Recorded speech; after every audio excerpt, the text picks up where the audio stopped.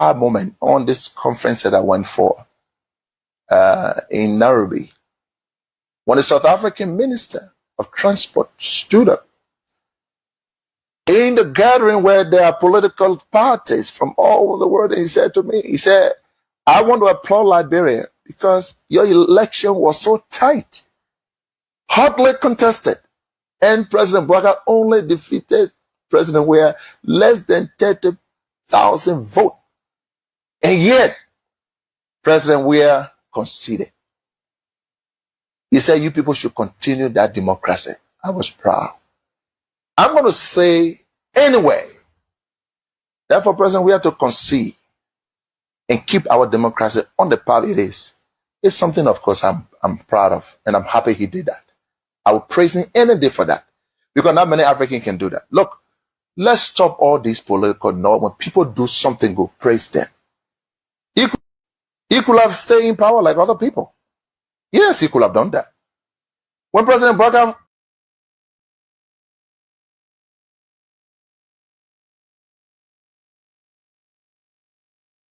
that I had yesterday on the TikTok with the issue of drugs. You know, like I said the last time, in order for us to fight drugs, it must be done void of politics.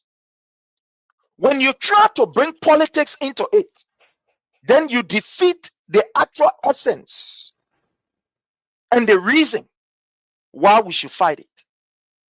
Because when you try to bring politics into it, guess what happened? One way or the other, the true message that is supposed to go across, that message will be stalled. You don't fight drugs using political tactics or your political chicanery or your propaganda. So this is the reason why from the very first day we saw Mr. Boyka going to take his, how you call the thing, drug test, we said that was a charade, that was a deception, and it will amount to nothing good. That's what we said. And some people did not understand us at the time and felt that maybe we were angry, as they can usually say. So they lost election, so they're angry. We have the ability to at least politically dissect and see things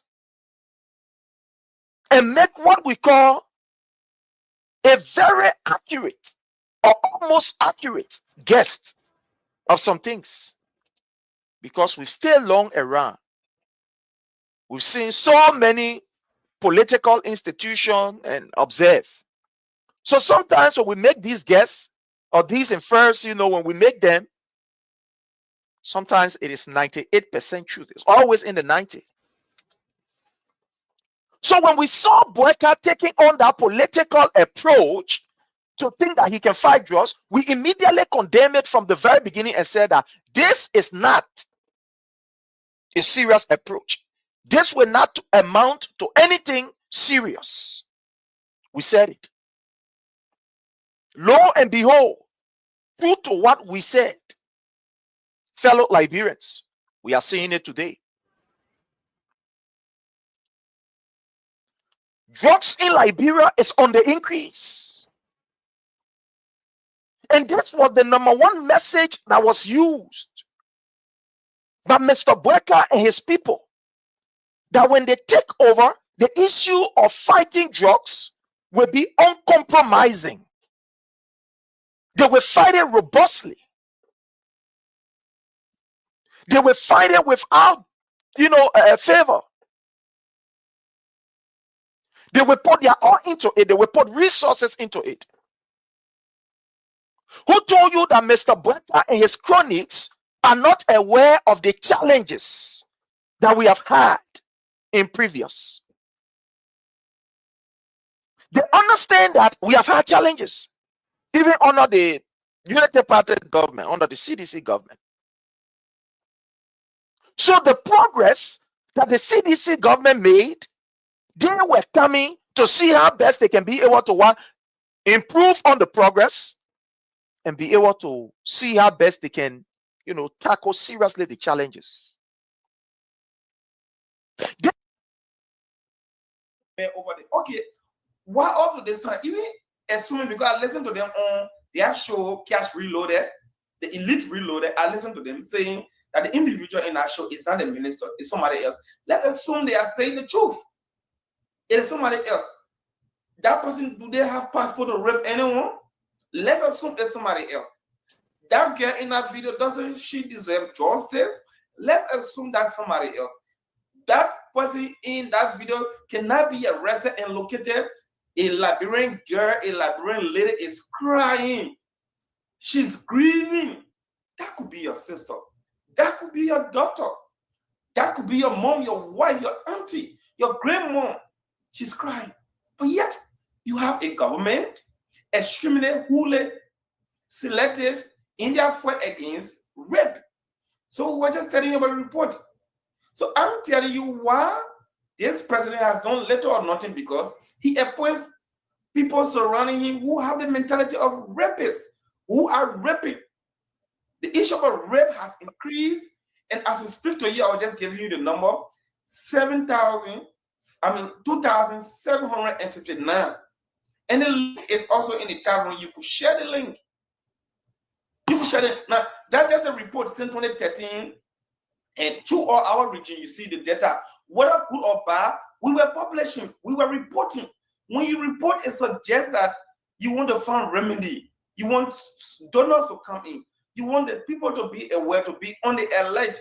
You can create hotspots, vulnerability hotspots in the country. You can do a predator map to say, in this community, Jopotan, be careful how you go there, because there are a lot of rapists there. In America, it happens here. You know what I'm talking about.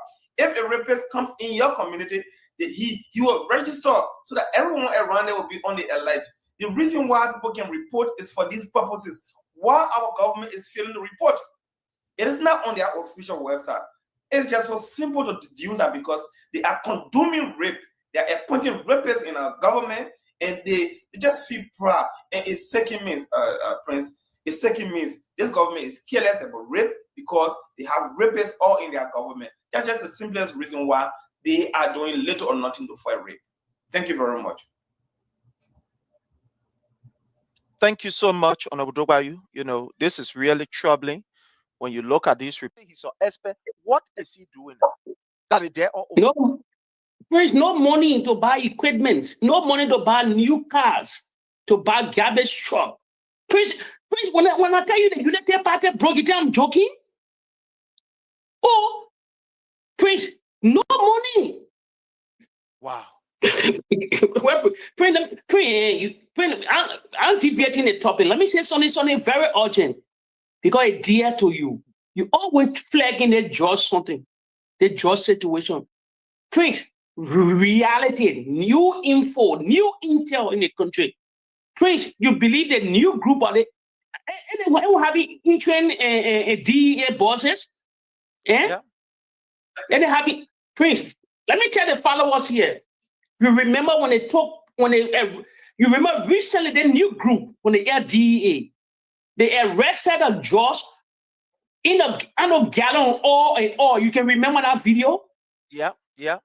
Prince, that woman, the woman in prison, it will baffle you. Prince, I dare the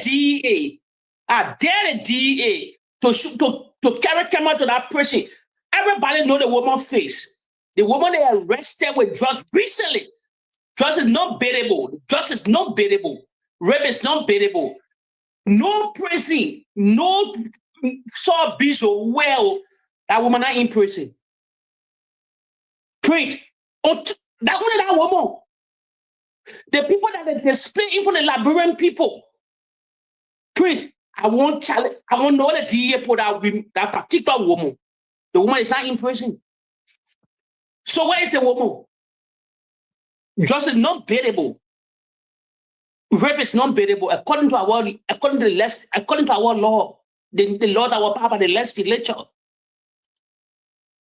President George, they passed that law on his watch, not bearable. Prince, it's bad for you. Ask yourself, where is you might like to flag the just story? Where is the woman? You know, She's not in no prison. I want to play this video. I want to play this second video, my people. You know, it's good that when we bring you this video, we'll bring you more for you to see it. And I will bring you the recent one, Mark Jabate. I just play you that one. What the people say 6 months. The government not get time to take it there. And if people say they get a rest agenda, sanitation is there, according to the people. Don't maybe somebody will say that other video that we don't want to face the video, that AR video. Maybe somebody will say that AR video. That play the one. But it's when they see TRT war on there, I don't say that AR. There's not AR. All right, folks. Today we are here in Pinsville City, outside of Moserado County, where we made a stop by here. As you can see right before you, there is a very huge garbage bin park here for a couple of times now. And as I learned days ago when we did. This garbage needs to be removed. You see that the whole man holding your nose? He's actually holding your nose. He's actually holding your nose. And then you telling me, say, I'm supposed to take phone your call. They don't know what they're supposed to do when they collect taxes around. You witness all of these videos.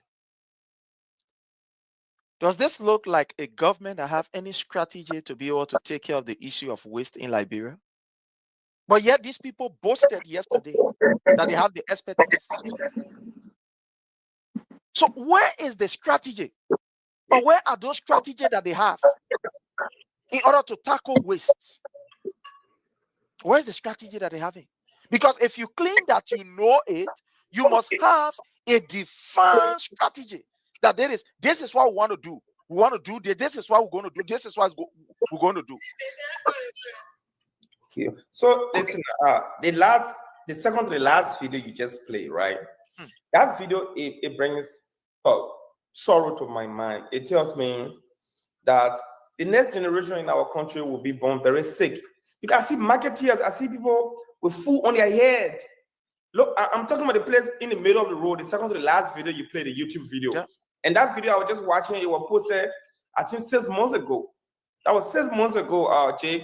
Look at the video in red light, the center of all marketplaces in Liberia. And you see people in the middle of the road. Where were those people, Burger for Clean City, when Joseph Burger just won election and they said they were cleaning around, they were volunteering, they rescue volunteer people. Where are they? Where are they, Prince Sharif? It was all about showmanship, chest beating, just gallivanting the corridor and noise making. They only wanted to prove that they're not in power, and Joe Weah was flimsy. He now had competent official about the country was dirty. Look at the video you just showed. You see, Mark Jabate has zero competence to serve as assistant minister for urban services. To be an urbanist, you look. Urban science is a science. You go to school. Before getting my second master's, I got 3 different admissions. One was in the University of Chicago at Urbana. I was supposed to obtain my master in urban planning and design. That is a pure STEAM. STEAM is science, technology, engineering, and mathematics. It's a STEAM design course. You talk about a Jabate who spent almost 10 years in AMU before getting a degree in political science. You take him and put him as assistant minister for urban affairs with no professional upbringing except carrying on cows. You know that only to eat cow to Somalia job. That was his mission. Other assistant minister in there. He just because he doesn't have the prescription. The particular girl that accused my brother of rape has come clean and said that my brother never raped her. It was her mother who forced her to lie on my brother. We've been behind this government to accuse my, to like relieve him of that particular accusations, but we are nowhere, and they are even asking us to pay money to the government. So if we see these things happening before our eyes, it burns us, and because we are female, we are women, we cannot see it to watch these things happening. But again, this is what we have under the Baka-led government when power or rule of law is no longer and ethics when rule of law is abused, when rule of law has been sabotaged. So what I can say is it hurts my heart because not just because I'm a female, but also I'm a mother. Coming up, we were, there are a lot of things that we were introduced to when we were coming up. And some of us, we cannot say we were abused, but some of our friends that we grew up with as, are victims of sexual abuse, of rape. And today, they have not even, healed from the rape or the stigmatization. And today you have people in government raping young women, babies. That is so much, so much disgusting. And what is disgusting? What is disgusting is to see Gogre come on backing a rapist. That is the most disgusting and disheartening thing I've ever seen in my life. Maybe one can say that Gogre Coleman and Bryant are involved into sodomizing young men because it is alleged that Gogre Coleman is a rape, is a gay. So it is clear that Gogre knows, Brian knows something about Gogre Thank you. What he did or what he is doing now is to lead by example by telling people that you normally play that clip. If you steal money, make sure that you get some to the Liberian people. That is okay. That's all you want. As an official, steal money, take some and give back to the community. If you steal 10 million, take 30,000 and share it on the community. The other 9 million and some more, you sit on it. That is why he says that, once in a government, is that Liberian people voted for? Absolutely not. Thank you so much. Let's get to our sister, Madam Kroma. Corruption. How does it affect the society? Let's go ahead. Thank you. Thank you so much. Let me open with what my brother just ended with. When you have a certain president, my people, encouraging corruption, then what will government officials do? What will the citizens do? Because this man stood there and said that if you can steal the money and invest in Liberia. So just to tell you that go and steal taxpayers' money. After stealing, you keep a portion at your house, and the rest of the money you share it among the citizens. The masses of our country, the downtrodden masses of our country. So, as an elected official, as an elected president before his inauguration, Bwaka started accepting bribe. He started accepting gifts from businesses. This is an act of corruption.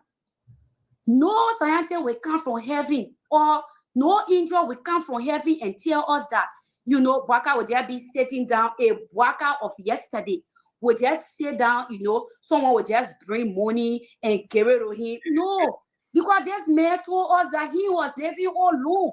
So the fact that Bwaka started accepting gifts is an act of corruption. One other one is corruption has become the hallmark of this regime. It is rampant. It is visible in all sectors.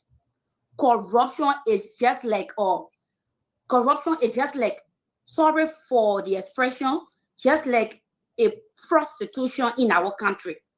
Every sector in this country has been affected by corruption, and Bwaka is doing nothing about it. Corruption is also exploiting commercial drivers to register their vehicles, their keke, their motorbikes, and at the end of the day, you restrict them from running on major streets without providing them no job opportunity. That is also corruption. You cannot tell me that I should go and register my bike over $100, $100, and at the end of the day, you restrict me from going out to fend for my living. That is also corruption. And corruption is also when you have Amos Swear, the Secretary General of the United Party, taking loan from Finance Ministry without legislative approval. We saw that happening in this country. And Bwaka, he knows about it. The president knows about it. He's aware of it. And he cannot even account, the finance ministry, the prayer bank economy cannot also account for this over 73 million that's been what, just in thin air. So people, oh, no way, in Liberia yet. People will just be sitting down in this country. Money that they allocated for a specific purpose will just disappear in thin air. You want to tell me that the president don't know about them? No, he's aware of them. He know exactly what is going on. Corruption is also when you have the CSA boss, Josiah Joker, that comical individual sitting down at the CSA, and telling us Liberians that he has cleaned the payroll but cannot account for 43 million. So the effect of corruption is not only, it's not only affecting our nation's economy, it is affecting us as Liberians. When you have the rate currently, the current rate last month, the rate was down, but we did not see any changes in the market. Everything that they say, oh, the rate now come down. So, we have been meeting securities, we have been meeting security guys, we have been meeting security chiefs, and our message has not been heard. So we are here today at the UN to especially petition the person who's representing the United Nations in Liberia. There is a very key issue, and we don't want to come and talk to. Sorry, I'm not trying to debate. I'm trying to tell you why I'm here and who I want to talk to. So can you find a person I want to talk to, or can you tell us whether you're in a position to receive this petition?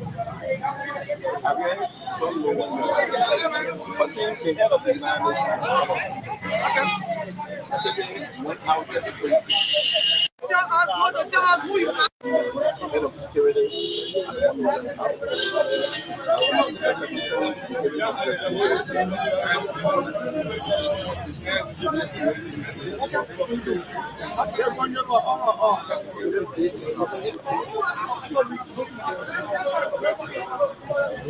Petition to the United Nations Office in asking the UN to help stop the sexual abuse of young girls and to make the government protect them. So the United Nations resident coordinator in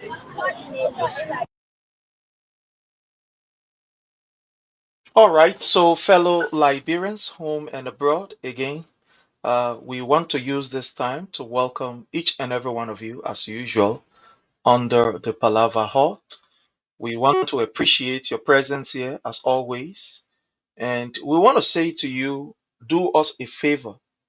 And that favor that we want you to do us is to kindly hit for us the share button, is to kindly share with friends, share with family members, and let us all have a wonderful discussion today. We're going to be joined by our panelists and others who are going to be with us. We want to use this time to welcome all of you. In a special way, let's take this time off to welcome Bestie, me, and Ska joining us there from the YouTube channel. We want to say thank you so very kindly for your presence. We want to welcome Milton. Thank you so much for joining us there on the YouTube platform. We appreciate your presence. Joseph Kranga, thank you so much, Joseph. We appreciate you, even though you do not agree with us, but and the languages, are very strong. But again, we want to say you are welcome for the fact that you've joined us. We recognize your presence. Thank you for joining us. We want to welcome each and every one of you that is watching us from the King's platform. We want to say you are welcome. Fode Pass Away, how are you? Thank you so much joining us there from Yekepa, Nimba County. We appreciate you. Faha Ahmed, Ami, thank you so much, Ami, for joining us. Hawatote, how are you, Mama? Love you so much. Thank you for joining us. We appreciate you. Emmanuel Bro, how are you? I want to say you are highly welcome, Emmanuel Bro. We appreciate your presence here. It's a privilege for us to have you. We welcome the CEO of Zigo TV, Zico Sando is here with us. We want to say you are welcome, sir. Thank you so much for joining us. David Freeman, we want to say thank you. We appreciate your presence. Fode Passaway, thank you so much for joining us here. We appreciate you. Thank you so very kindly.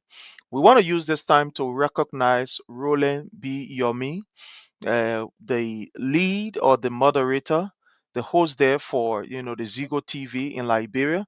We want to say you are welcome, Roland. It's a privilege for us to have you here. Thank you so very kindly for joining us this afternoon. David, we want to say you are highly welcome, David Freeman. We appreciate you. Marie, how are you, Mama? I want to welcome my own lovely mother, my big sister, our everything, our queen, right? The queen of the platform. So, Ma Marie George, thank you so much for joining us. It's a privilege for us to have you. Thank you so very kindly. We appreciate your presence. Thank you so very well. We also want to welcome one of the panelists on the Zigo TV. That is our own brother, Lucini. Thank you so much, my brother Lucini, for your presence here. It's a privilege for us to have you here. Thank you so very kindly, my brother Lucini. We appreciate you. Uh, We want to welcome Kofi Jones. Thank you so much for joining us. We appreciate you. Kofi Jones, we appreciate your presence here. Thank you so very kindly. Thanks for your presence here. So, all of you that have joined us, we want to say thank you so very kindly. We will be joined by our panelist in a jiffy. Uh,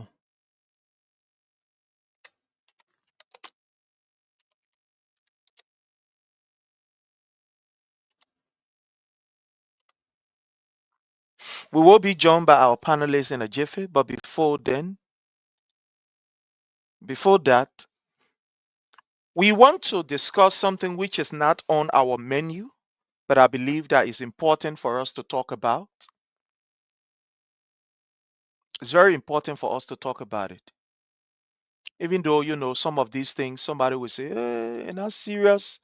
Don't give these people credence. But it's important sometimes we take the time off to talk about these things because these are some of the happenings we have in Liberia. Sadly, these are some of the people that make the news. And we just have to talk about it. We cannot ignore it at all. We can't ignore it.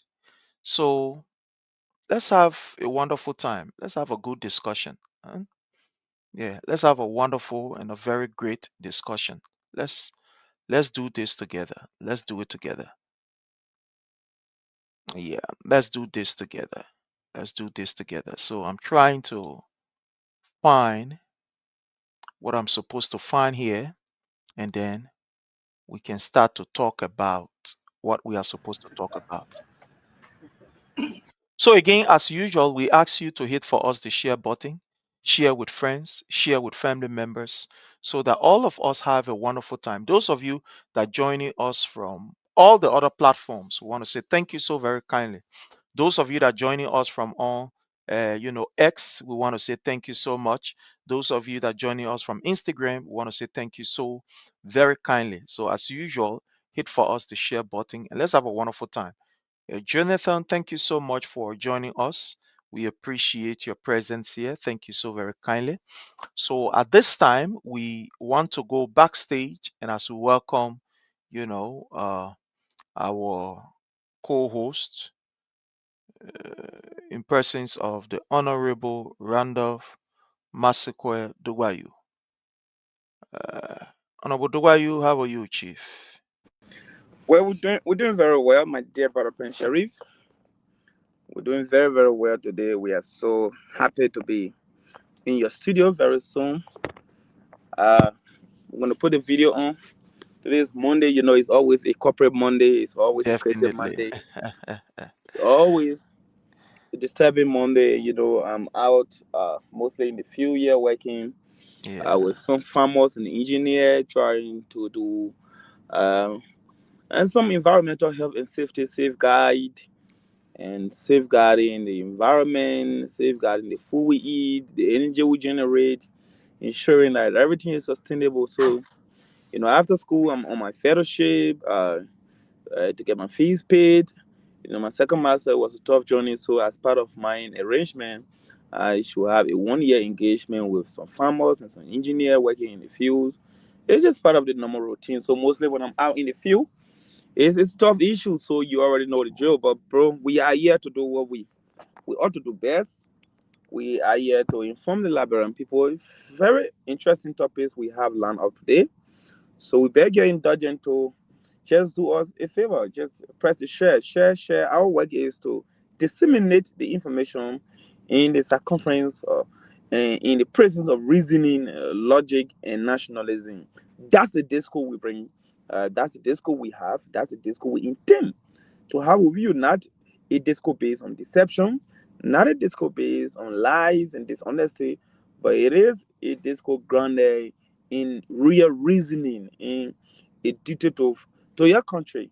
So that's why we are here. It's a brand new week, gradually. We're going to the end of the month and then the end of the year subsequently. And then, of course, every day that passes, every second, every minute, every hour, every month, it brings us closer to the time we will judge Joe Bouaka for his colossal failure against the state. So every day that passes is a joy for us. It should be a joy for any well-meaning Liberian because it brings us to the end of a bad rule by a group of people who just know how to steal, lie, and initiate dishonesty. So thank you. I'm glad to be on the show this afternoon in Liberia.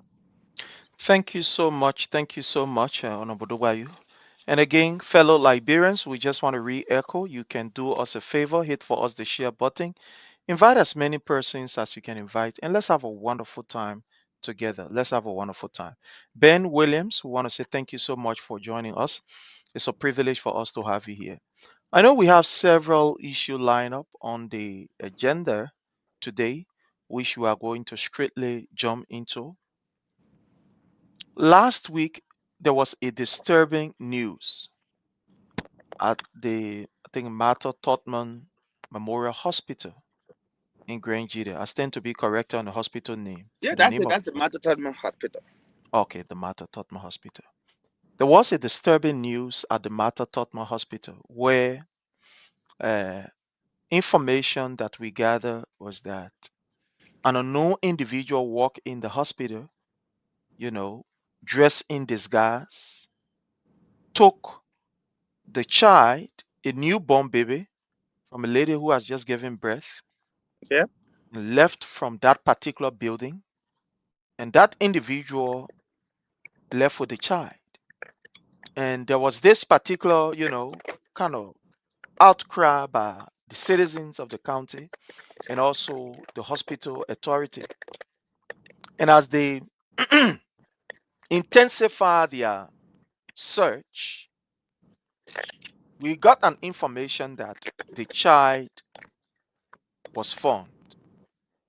But then this child, not only that this child was found, but the location that this child was found in. From what we gather, that the child was found in the residence of the senator of Grangeria County in persons of Zoe Emmanuel Penham. And it was of concern because there are allegations that this is not the first time. In fact, there are people who have accused the senator of doing some, dubious deeds in the county. And looking at this particular issue, a baby just got missing in less than no time to only be discovered at the residence of the senator raises series of concern. Honorable Dogbayu, what is going on? What is your take, or what are your takes, when it comes to this issue of the child missing, where he was found, and etc., etc.? Let's hear from you, sir.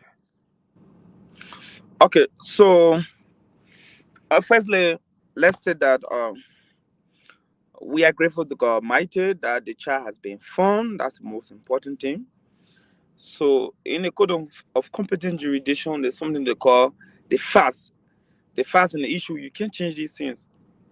So, the issue here, like you clearly articulated, a child was missing at the Matatomi hospital there in Zwedru, and the hospital is somewhere there I think Baswa Hill, either Baswa Hill or Kula Baba, one of these places. But whatever the case is, it happened in Zwedru. And the few things: one, it was alarmed by the Ministry of Health, and of course validated by the lady whose child was missing. The first major issue that I think the government authorities should have done up to this time, it is a neglect of function, is a validation that you neglect your duty. Every hospital has securities, and there are layers of the hospital before you go in. You meet somebody, you sign. Where were all these people when somebody bulldozed and took the child? These are the first questions that come to mind, Mr. Prince Sherry. You are a security minded man. That's the biggest hospital in the entire county. That hospital was where I was born, in that hospital in Zwedru. So we know the hospital is heavily guarded. The hospital has security guards. So the first issue before going to the child being found, let's first discuss how the child was missing. How in this world, hospitals, as we know, they are heavily guarded. Hospitals, like we know, should be heavily guarded. We know hospitals are not places that people just walk. So where was the family member of this lady? Where was the security? Where was the nurse on shift? The head doctor on shift? Where were everyone that a ghost would just walk? That a ghost who has no influence? That a ghost who is not connected? That if there is no conspiracy here, that everything happened, out of reality, where in this war? That a hospital of all places, that a baby, very young baby, take that baby on what conditions, and then how did the person walk away with the child? Did you walk from the compound, get on motorbike, car? These are preliminary questions. But the question now to what you just raised, it has been alleged, but information given by the police, and of course other citizens of Grand Judea, when the incident happened, people started, investigation was launched. Because a former election commission of Grand Judea was missing. After donor. Sure. After donor in similar form and manner. The current superintendent, and others, they know the story. Alleges open was linked. So why that has happened, when this happened, the citizen did not take it lightly. The citizen opted to go one step further. So a mayor hunt was initiated, and everyone started being security on security. So yesterday, after almost 24 hours of the child missing, few things that have been stated. So the police, according to police sources, that the child was found and brought to them on a motorbike. Now that motorbike has a license plate, and we trace the license plate. It belongs to one Sonny Boy Jerome. Sonny Boy Jerome, he is the one who back was used to retransport the child to where they found the child, in a vicinity that is alleged to be the office space and the home of Zoe Manepeno.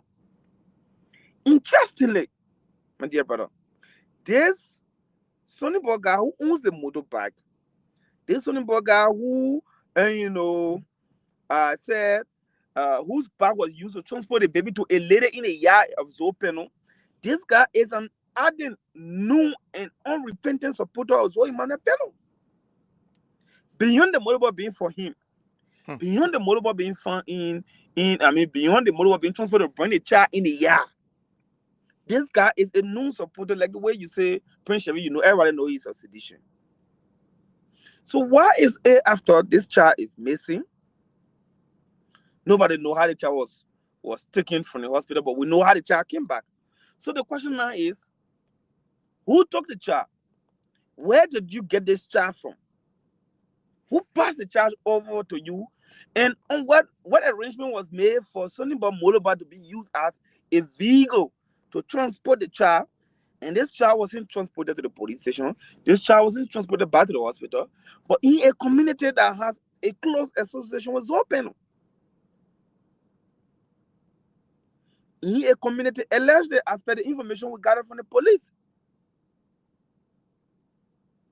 This is the police I'm quoting from the information we gathered from sources my good friend and brother in fact Sylvester Cry has posted, and other key ingredients have posted.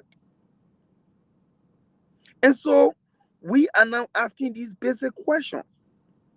How was the child found? What communications were made that made this son guy that got linked with so to use as motorboat to transport the child, and the child could be passed over in a yard has an association with Zoe Manuel Peno? These are the million dollar questions. The next step of the conversation will be now, why is Zoe Peno out of the town?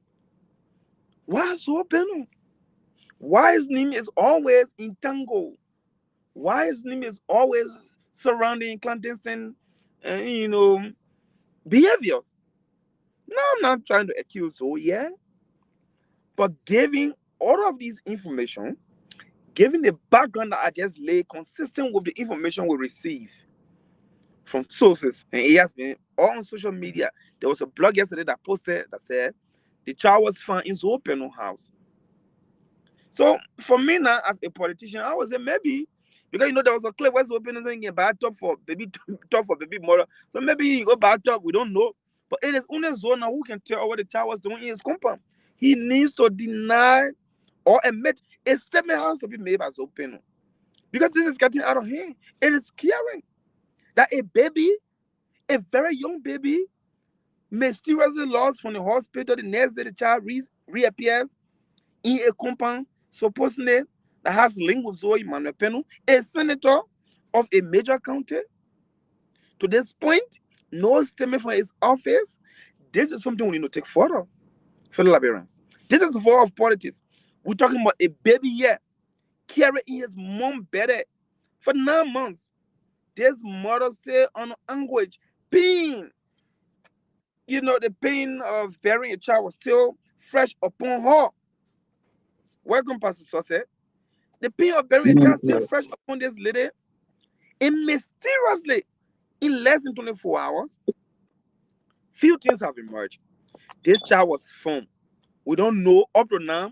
The police have not stated yet where the child was found. But the police have said that the child was delivered in a yard belonging to Zoe Peno. The motorbike that transported the child back belongs to Jerome Sonibo. Jerome Sonibo is an ardent supporter of the Zoe Peno movement for development. So now you look at it and do the analysis. Child is missing midnight. What happened to the security? Nobody is telling us where were the securities. Could there be an influential person who bribed the security that the child got missing?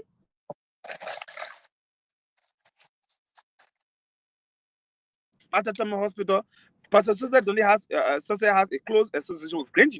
He knows that hospital, if I'm not mistaken. He may have gone to that hospital, if I'm not mistaken. The hospital is located on a hill.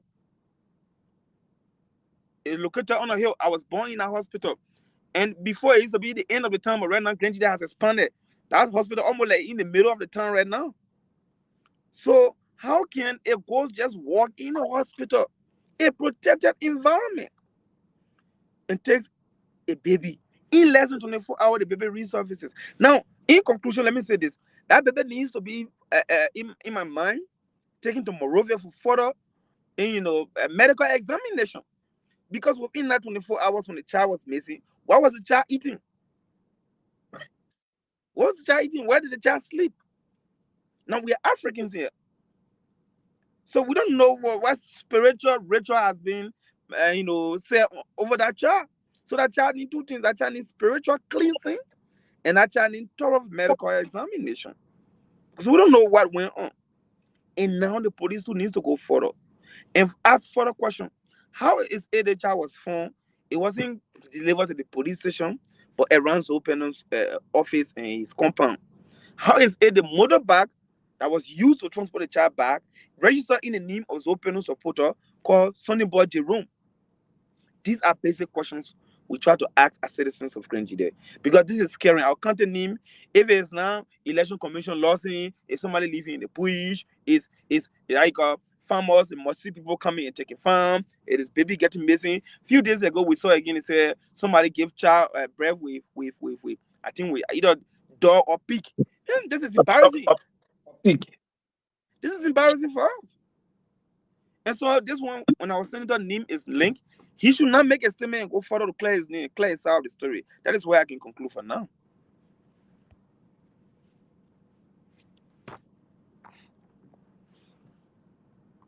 I'm sorry. Thank you. Thank you so much. Pastor Success A.B. Dennis again, welcome. Thank This you. is the news that we have gathered from Grand Jide, which is very disturbing. What is your take, sir? So I have not done a deeper, or follow up on this child issue, but I do know the child got missing like a day or so, in the biggest hospital so far in Grand Jide County in Zwedru, and it was reported. It was reported that a child was found around the Kula bypass. I don't know how true it is. If the child was found around Kula bypass, that's a very good distance though from the hospital to Kula bypass. Is a very good distance.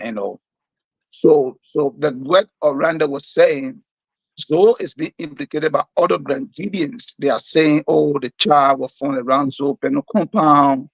The child was transported to the hospital through Zoe Penal, supporters and so on. And Africa, right? Africa. So people now try to link the senator into it. Right now, he is on a moral obligation now to come and clear his name and say, oh no, maybe the child was transported because my people saw that the child was found and the child needed transportation, so we made bag available. Whatever it is, he had to say something about it. But all in all, Prince, it's just getting more like terrible every day. Time to think about it. Hospital during those days, Prince, they were the most.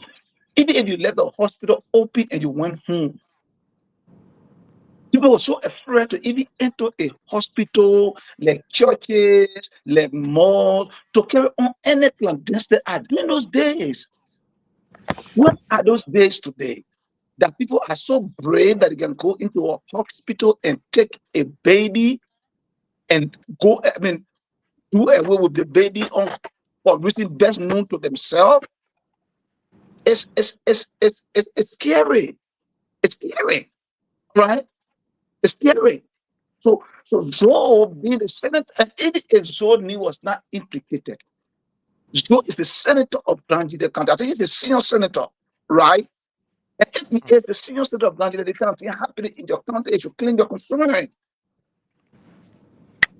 You should call the Minister of Health to answer why this kind of thing are happening. Call the hospital or administrative team. Who are the nurses that were in charge of that baby? Who were the male wife that conducted the delivery? Who are the doctors that were looking after those the baby? There are many questions that need to be answered, and we expect people that so failing to be champion that right now because he is the center of Grand Jide County. Right. So now hearing from him at this point in time, I think it raises some level of that cloud, and I think it's not good for our senator. He needs to come out. Many times people will say, oh, you're the Grandidian, you're in Zoe and they and that. I'm like, look, it's Zoe have an opportunity to say that himself, but he should say diligently. Right? These are things we expect our senator to get the Zoe, the Commons, and the rest of the lawmakers. I think here is in the God district, right? It says in Mama Johnson district or it's in the way name. How many? Sokan. It's Sokan district. It's Sokan district, right? Yeah, that What's district. Sokan is saying? What's Sokan is saying? All right. So then what in Grand Jide the other day some other county activity they were dancing all around the place. Now your baby is getting missing from your district in the hospital. Come on. You might have something to say. And Zoe should be champion our cause because he is the senior senator of Grand Jide County. Thank you. We want to welcome the honorable, chair, Honorable Yahaya Talata Sharif. He is the, the chair of CDC USA Interim Administration of Unity. Want to say you're highly welcome. Want to welcome Josephine Campbell, Nina Quia, Lucini. Thank you so very kindly. Ivy JJ Peters. Want to say you're highly welcome. Thank you so very kindly. Ben, we appreciate you. In this issue of this missing child, there are a lot of things that you can deduce from here or you can take from here. The first thing is it points to the government's own carelessness relative to how she handled health in Liberia. This is an indication that Liberia, as far as the government is concerned, does not exist when it comes to health. Because this is not something that is strange. Even right at the level of the JFK, John F. Kennedy Memorial Hospital, that place is so poorly managed in terms of security to the extent that anybody can go down there and just do anything and walk away. That's how terrible it is. Now, what that happened at the Martha Totman Memorial Hospital in Grangida tells you that the government does not care about health. Because if the government cares about health, the first thing that we will see at every, especially a public facility, this is not a private facility now. Let's get it clear. This is a public facility. What we are going to see is a robust security team assigned at every government institution. But if these things are happening at a renowned public hospital in Grangida, the #1 referral hospital in that entire Grangida, if it is happening, then it tells you that the government is not even concerned about the issue of health. They're not concerned. They're not concerned. Because even the security that are at the hospital, they should be paid by government. From information that we have gathered, in that particular hospital, they have just a single one security, which is comical. To have one security taking care of an entire hospital, it's not possible. It's not possible. It's not possible at all. According to the information that we have gathered, just one person, one security. In fact, the security that is even there, go there, sometimes because he wants to go there. Because from what we have gathered, for the past 4 months, according to him, he has not been paid. So what happened is that some people that will come visit their family member, when he's near the door, you will get him late in, then you pass, and you go see your family member. When you come in, you get him late in. That's how the security has been surviving, according to the information that we have gathered. Now, this is just to tell you how poor our health sector is. If the place cannot even be adequately protected by security, then leave alone the drugs. So if they can walk in the hospital and take whole baby, whole child, then think about the drugs. No, just think about the facility. I just want you to think about it. If somebody can walk in a hospital and take a child from in that particular hospital, then tell me, is that a hospital? Some of the most secure places that you can find or supposed to be are medical facilities. And highly restricted too. But if people can walk in that hospital, then tell me some of the terrible things that have been going on there. Just imagine. That's why it tells us. You are looking at the budget. Joseph Newman Boyka budget alone is sufficient enough to pay for all 4 good hospitals in that particular country. But when you look at the allocation for the hospitals, they are all chicken change. They are peanuts. A professional Uber driver can make that money within a period of 1 year. In this particular country that we live, they don't care about the health facility. So it is not strange The second issue here is that it is unfortunate. You can know that this particular case has even been compromised before even we call in the name of Zoe Emmanuel Peno. Because by now, the hospital should be briefing us that the place that child was found, that there are some individuals that are currently in the custody of police undergoing some level of investigation. Exactly. How it's Exactly. supposed to be. Exactly. Where the child was found by now, there are people who are supposed to be at the police now answering questions. What did the child go do there in simple English? What did the child go do there? The man who even transported the child, that man now should be in the custody of police, and we should be getting a kind of, a fresh update. A fresh update. But unfortunately, from report that we have gathered, Zoe Emmanuel Peno is also using his influence as a senator to tell the authority there, hey, just stand down. Just stand down. The most important thing is we have found the baby. No, that is not the most important thing. The most important thing is that how the baby go to your house. That person is not crazy. No, that person is not crazy to just take a baby from a hospital, leave from the hospital vicinity, and go straight to your residence to carry the baby there. We are not fools around here. Furthermore, we are Africans. We will not pretend like we are people that don't know what happened in Africa, especially when elections are approaching, or especially with our lawmakers. We know some of the clandestine activities that these people carry on. And especially with Zoe Emmanuel Peno that have been, involved in all of this kind of, Koyokaya thing and all kind of Koyokaya news been coming up.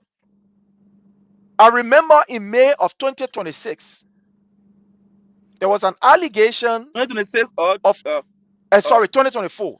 Yeah. There was an allegation of an 82 years old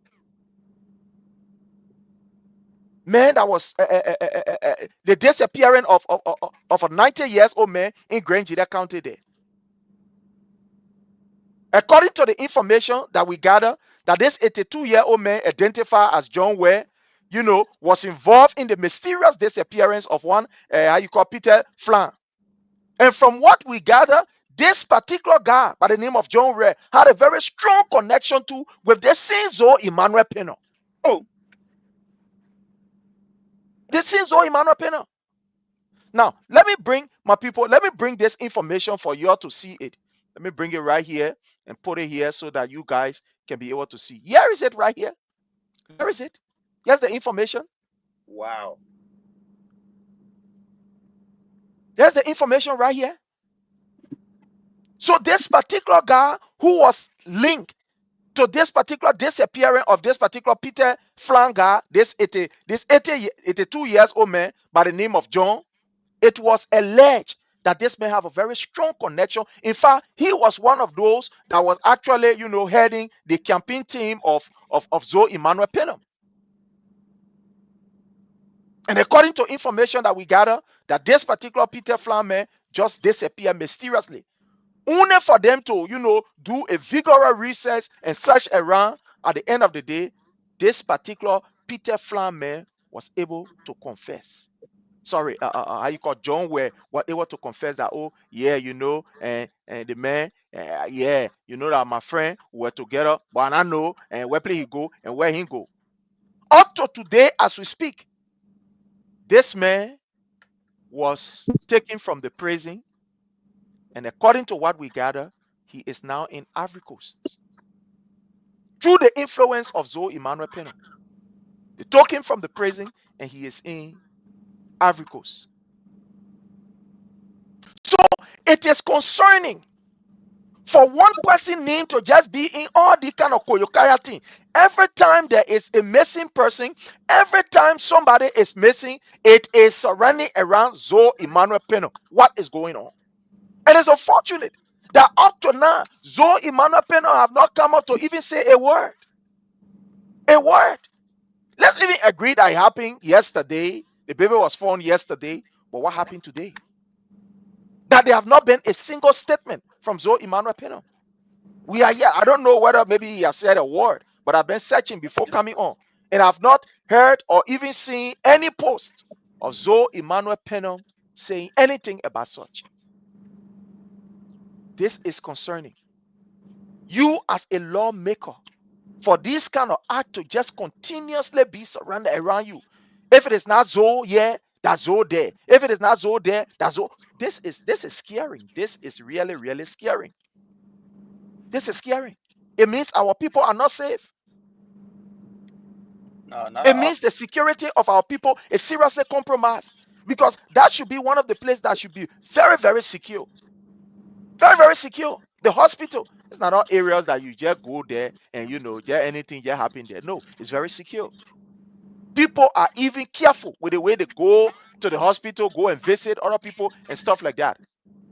But again, this is just to tell you that the Boeka-led administration doesn't care about the health of our people. All they care about is filling up their pockets. But again, it is sad. We hope that Zoe Emmanuel Penham will be able to speak to this issue, because this is not the first, this is not the second, this is not the third. There are so many instances that people have accused him, and it is becoming scary on a daily basis. We are Africans. I am not saying that these things are very common among us. No. I'm not saying that this is what we practice. No. But we have the ability to be able to see these things, over. There are some people who are devilish everywhere for that matter. Even at the most secure place that you can ever think about, some of these things happen. So we need to start to question these people and ask the hard question. Let's go to Honorable Dogbayu for 30 seconds as he closes us on this missing child issue. My brother, we've said it a lot and nothing much to be said. It's alarming. We are not here, looking for witchcraft, looking for harming. No. We are here in empathy with a lady whose child is missing, whose child was found. And I'm concerned about the future of that child. Where did the child sleep? What did the child eat? How is the well-being of that child now? To be honest with you, it's something that, as a father of 2 kids, I imagine my child getting missing from the hospital. The hospital is a sacred place.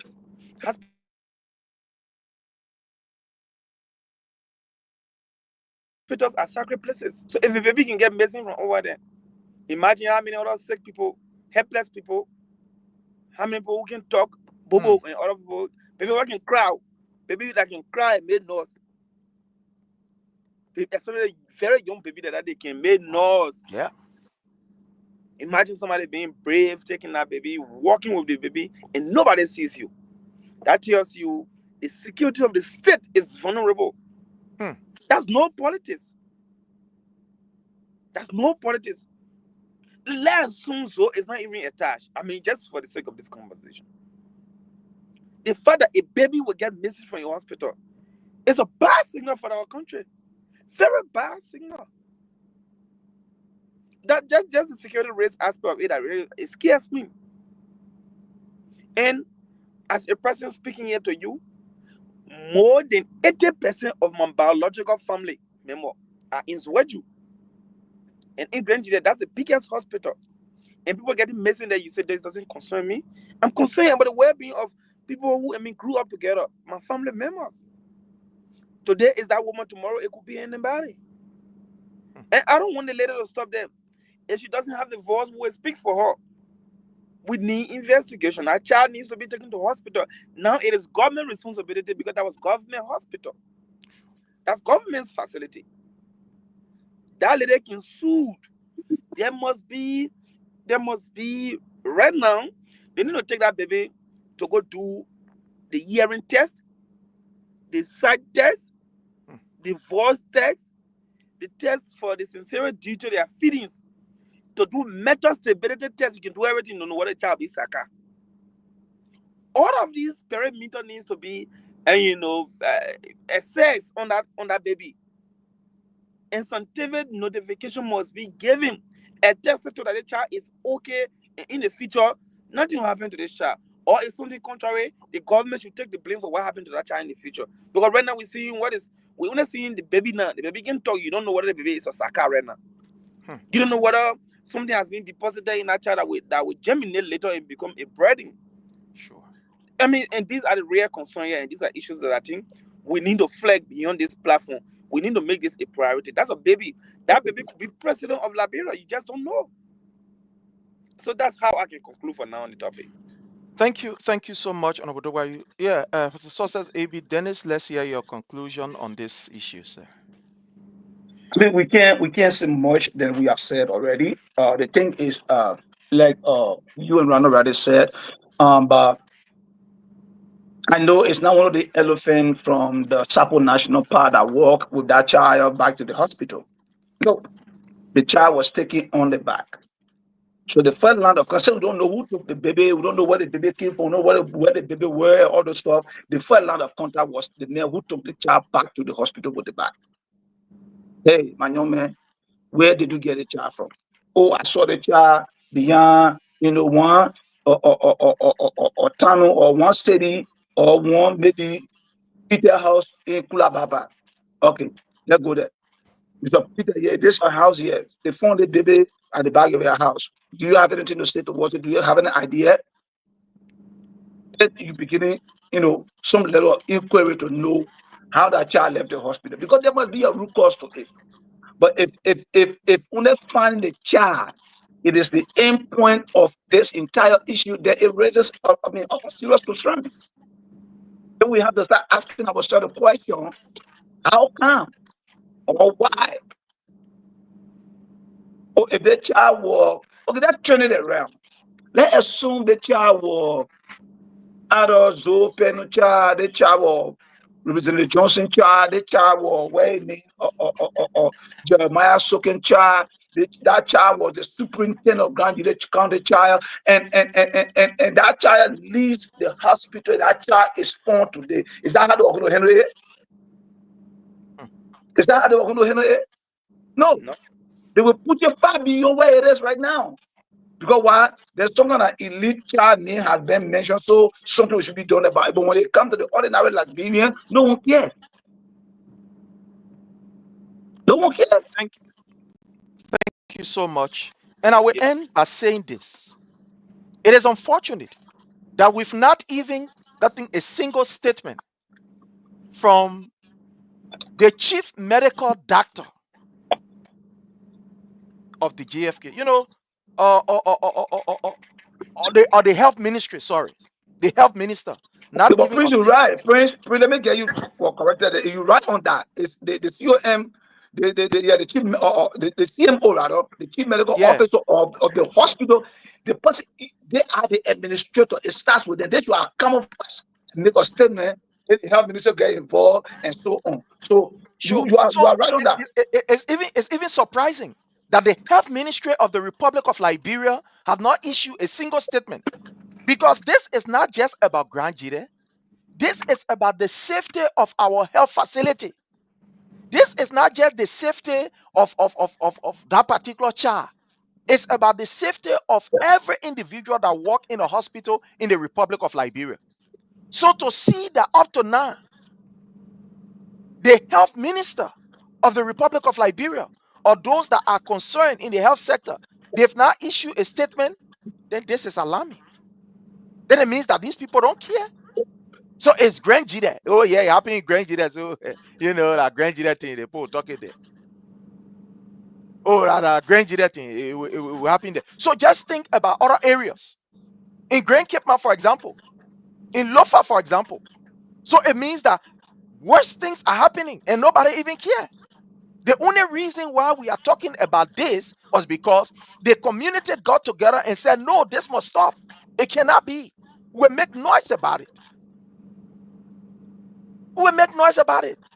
In fact, when the incident happened, it was the next day that it got so serious, because the community dwellers, they got concerned and said, this is, something we can't take no more.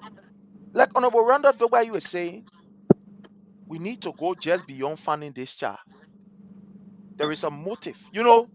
Every crime that is committed, there is a motive behind that particular crime.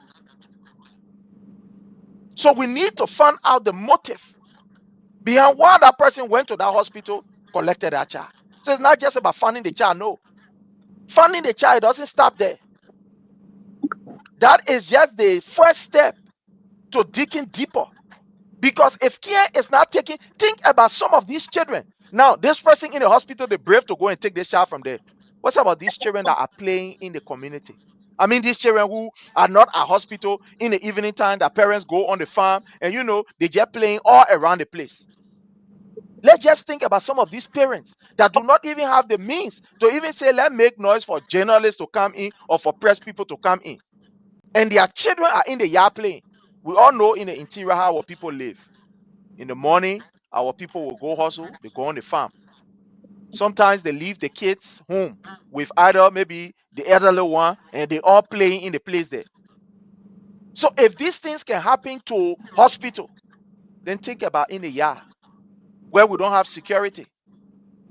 But it is scaring, and I hope that the government will be able to issue a statement and dig deeper into this.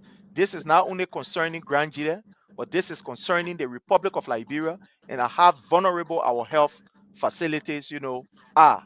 So I hope that we take note on this and we call on government to dig deeper into this and to bring those who are responsible, before the law. But again, sometimes we ask ourselves, can this really happen in Liberia? Does Mr. Joseph Numa Boyka has the energy to be able to ensure that these people are brought before the law? So, sometimes we say this thing, but we ourselves too, we can ask ourselves questions. The paper here is Syria, you can bring the paper where can bring law. Or again, we just hope and pray that, the necessary questions are, asked and they are answered by the government, sadly. But we are not setting whether anything will come from out of this. No, we are not setting. But again, that's where we find ourselves. Now, Honorable Dobayu, Yes, sir. the front page Africa have given out a report, which something that all of us have raised before even the front page Africa publication. Mr. Boyka attended a program where he dedicated some 30 vehicles. And in the statement made during his, whether presentation or whatever, he made a statement that this particular buses, they were brought in by ABK and loan was taken from the Echo Bank to facilitate the importation of these buses. Before all of these that were alleged or that were said, by the president, we did not hear of anything from other, the PPCC relative to the procurement of these buses. Nothing from the Honorable House as it relates to other discussing the merits and etc., of these buses that were brought in. Nothing of such. This was not a public discussion. We just woke up one morning and say, oh, buses are in the country. Before we go to president say that Echo Bank get the money. ABK, thank you.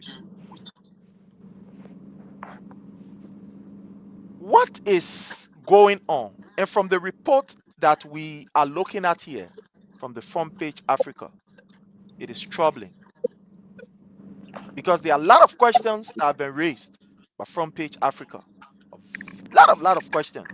And to just, if I will quickly just read, what we have here before you can come in quickly. I'm going to read this, my people. Let me just read this quickly for us, where it talks about the call for transparency. It says, while many Liberians have welcomed the new buses, viewing them as long overdue relief to the country strained public transport system, the financial disclosures have triggered a wave of questions. This is welcoming, but we need clarity. How was the procurement conducted? What is the source of the funds? Is the financing a loan? If so, at what interest rate? Asks Abraham Colley, a legislative staffer who attended the program. Colley wants to know the financial obligation, including interest and fees, profit margin of ABK Incorporated, earning, and whether the legislature was made aware or asked to approve the financing agreement. During the dedication, President Boyka stated that EcoBank is financing some of the administrative projects, including the yellow earth moving machines. The revelation has heightened public interest in whether the bank is also providing financing for the buses and on what term. Thus far, key parties to the contract have remained silent about the financing structure behind the deal. The public is demanding detailed explanation from the NTA, Ministry of Finance, Development Planning, and the executive branch. With millions of dollars in taxpayer resources committed, citizens insist on full clarity about how the funds were secured and the terms under which they will be repaid. Honorable Dobayu, people are raising these concerns, these questions. Let's hear from you. Is it fair enough, or people So, just want to be political here? yeah, before we go into that, firstly, there's a video in our chat room showing the interior, how this ball looks like.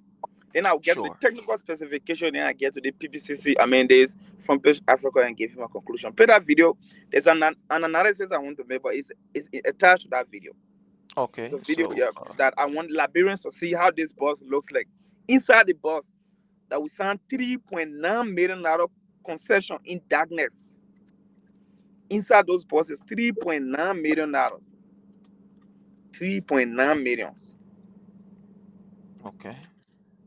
So let's just get it here.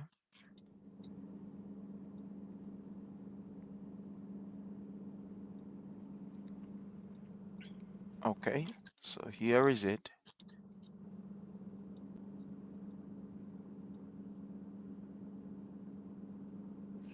So there's expand it.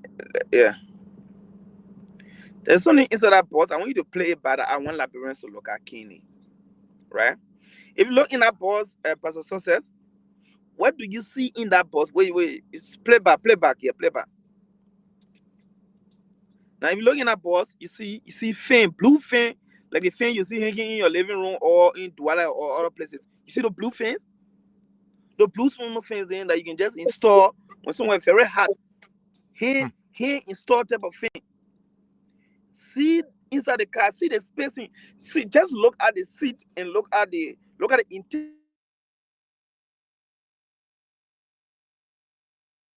The seat, you can see it's a seat that will even easily compress. You see fan in this modern time now. Having shown that, let me say this: was a $3.9 million, 35 buses. If you divide 3.9 million by 35 buses, we talk about 111,000. That's why they buy each of these buses. Look at one of these buses and see whether it worth 111,000, Prince. Wow. Now, I just try to be logical. If you look at Front Page Africa report, they have the contract. That contract substantiates and validates whatever claims that is in the newspaper. They say 35 buses, 1 year contract. That contract ends next year. It starts now, it ends the entire next year, and subject to terms and conditions. Now, it say who all signed? Those who signed are Minister Gafuan and then Edmond Ford. Edmond Ford is the managing director for NTA. Gafuan, of course, he is the chief disbursement officer of Liberia, which is the finance minister. Osho Toya of Ministry of Justice and the guy from Central Bank, they signed. And the other guys too, they signed on behalf of their company. So this particular contract was notarized since March 2025. Almost 9 months ago or so, the public is not aware. No publication was made. No intent for transparency whatsoever. So initial payment, Liberian government will made 500,000 from government. It will be coming from government budget every year. They did not say the money will come from the generation of revenue, even though they'll be collecting revenue. But the pressure is not going back on NTA because NTA is autonomous. They collect their own revenue. So what will happen with the money that they will collect? Now it's coming back on government. It's a stress on government. Government will pay this quarter, the 4th quarter. So $1.7 million, it will cover the quarterly payment. And each payment is I think they say 430,000 from January to December. 430,000. In year one. In year 2, the amount of $7.2 million we pay. This includes another 4 quarter of $430,000 through December 2027. That's what it says. Now, let's get to the internal and technical specification as to how this car look. And I mean, they said while Labro is receiving 35 Theta mass transit buses, since the You want me two-seater. to read what we have on the Front Page Africa, or you were just No, sending? I get it, yeah. Oh, okay, okay, okay. I got it. It's a two-seater Theta mass transit bus. Yeah. So it's a Cummins B180 Euro, 2 engine, 6-cylinder diesel, 4S cam and braking system, the ABS anti-roll bars, a dual passenger doors, and then 350-liter fuel tank. The amount of fuel that can go inside is 350. 20 mini transit buses, which is 19-seater. These trucks are Euro 2 diesel engines. High roof design and design for short distance mobility. Key word there. Yeah. Short distance. Short You see, distance government, mobility. what we going Maryland? The car technical specification says a short distance. Just for runtime. And they lying to us that they know transportation. There's a car that they're not even supposed to run 24 hours a day because it's short distance. It was not made to withstand tension. So now government is planning to run this car 24 hours a day. In the end, maybe for the 2 years and for finish paying all of the money, these cars will be broken down. It happened before. The next thing I want to share is, despite all of these things, look at the Lexus, Joseph Walker Lexus, the 2.7 Lexus. So one car alone can cover just one of the Lexus Joseph Walker got, I think 2 or 3 Lexus. When you combine the prices of the 3 Lexus, it's far more than what you buy for the entire country. And you want us to give you tea and bread, give you glamour, give you ice, give you ice cream. In fact, using the 3.9 million, we're paying interest. We're paying interest. You just receive 200,000 free money from Asylum into a signature bonus. You could not take that money and go buy your boss cash and don't put liability and financial pride on the country. You go and say EcoBank did the financing. In the entire agreement, we don't see EcoBank there. Did you see EcoBank in this agreement? But they came to the citizen and say EcoBank. We got the contract, we're looking at the contract, nothing says EcoBank. Acute criminality. Acute criminality. So, my dear brother, this is frustrating. This is extremely disappointing. This is extremely disappointing. The Baka Law Administration is not yet to rescue. The Baka Law Administration is yet to steal. And these are things that they do to steal. You go and buy boss, you put blue fin inside. Processors, you live in Iowa, Des Moines. Look, Des Moines, Iowa. Look at that, the Des Moines Iowa Transit Authority buses. You got in that bus, you won't sleep. They got toilet. You think you want to sleep? I slept in that bus before. I slept. Right? It's like a plane. The configuration in this age and time. Joseph Boga car worth over $3 million. See the car that the former Cameroon minister bought. The former Cameroon minister car and he made him resign. That car. And you're spending $100,000+ on one car, and that car doesn't have air condition. Are you telling me the citizens are not good enough to feel air condition? I mean, let's put politics aside me. Let's put politics aside for 1 second, Prince. Are you telling me you could not purchase a bus that have air conditions, and you have to go install fan in that fan? This is disgusting. Fellow Liberians, this is not politics. This is reality. You buy bus, and the specifications say these buses can go long distance. So I don't even know whether you go Kema, then people talking about Maryland. Why these people like to lie? They think we all stupid around here. You just lie to us. The bus technical specifications say it's just for short-term mobility, short distance. Not me. So my dear brother, this is the library we have. This is what all of us all have. You can't get Kasali to go to say keep it, you wasting your time. There are some things that are just impossible. If you want to have blood, an O+ like I am, and they say they may need blood for survival. If I dare, I will give blood because my blood are universal blood type. But Craig is your neighbor, and that's the only person you get it, you will die. Joseph Burger is who he is. He can give us nothing other than what he's giving us. Cheapness, stinginess, lack of compassion, insensitivity. He's a Craig in the blood. See the man whom in Lofa. That's what he can do. Selfish leader. Selfish leader. So this way, this You is know, where I can conclude for now, my dear brother. It is thank it's you. very painful. It's very painful, to be honest with you. Sure. And thanks to Front Page Africa, for this investigative work. And thanks to them, this is what we call reporter. This is what we call journalism, going beyond and seeking the public's interest. That is the essence of the fourth estate. When you hear fourth estate, that is the work of the fourth estate, and that's what Front Page Africa has done. Kudos to them. Thank you very much. Thank you so much. Pastor Success AB Dennis, this issue of the bosses. Let's hear from you. So before I proceed, Ronald, you did a mathematics. Can you give me that figure again? You said the boss is 35 pieces, and how much in total was the total value of the So at procurement? $3 million, we're spending At in 3 total $3 million. million. So Yeah. 3 million divided by 35. That's how Sarah the figure. So because So it's 100 and what? 3.9 million is what we're going to pay in total the government. Yeah, $3.9 million Yeah. is what they are And charging then for these if you did the bosses. calculations, how much you got? I got 100 what? 111,000 plus. Yeah, Because I 111,000 plus. just roughly divided 3.9 million by 35 buses. You're right. You're right. Now, the reason I'm asking for this because what determines the value of anything? It is the technical specification. So, looking at the spec that was just read, it's short distance mobility, meaning that bus is only intended from Wolosa to Douala, from Douala to Raleigh, from Raleigh to Looking Town, from Looking Town. Maybe max miles could be Abel, Kakata.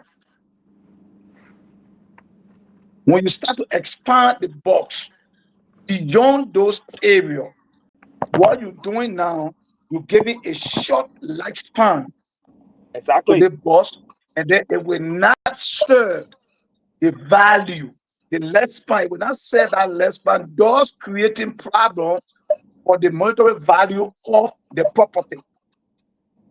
So that you buy something $10 that's going to last you for 4 weeks, and instead of lasting for 4 weeks, lasting for 1 week. When you do the mathematics, you'll be shorting or certain amount of dollars. Now, that's one aspect.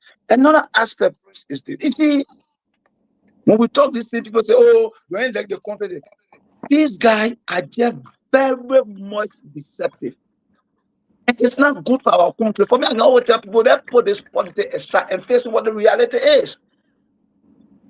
When President William took over as a president of that country, the National Transit Authority, the NTA, brought in 45 pieces of buses.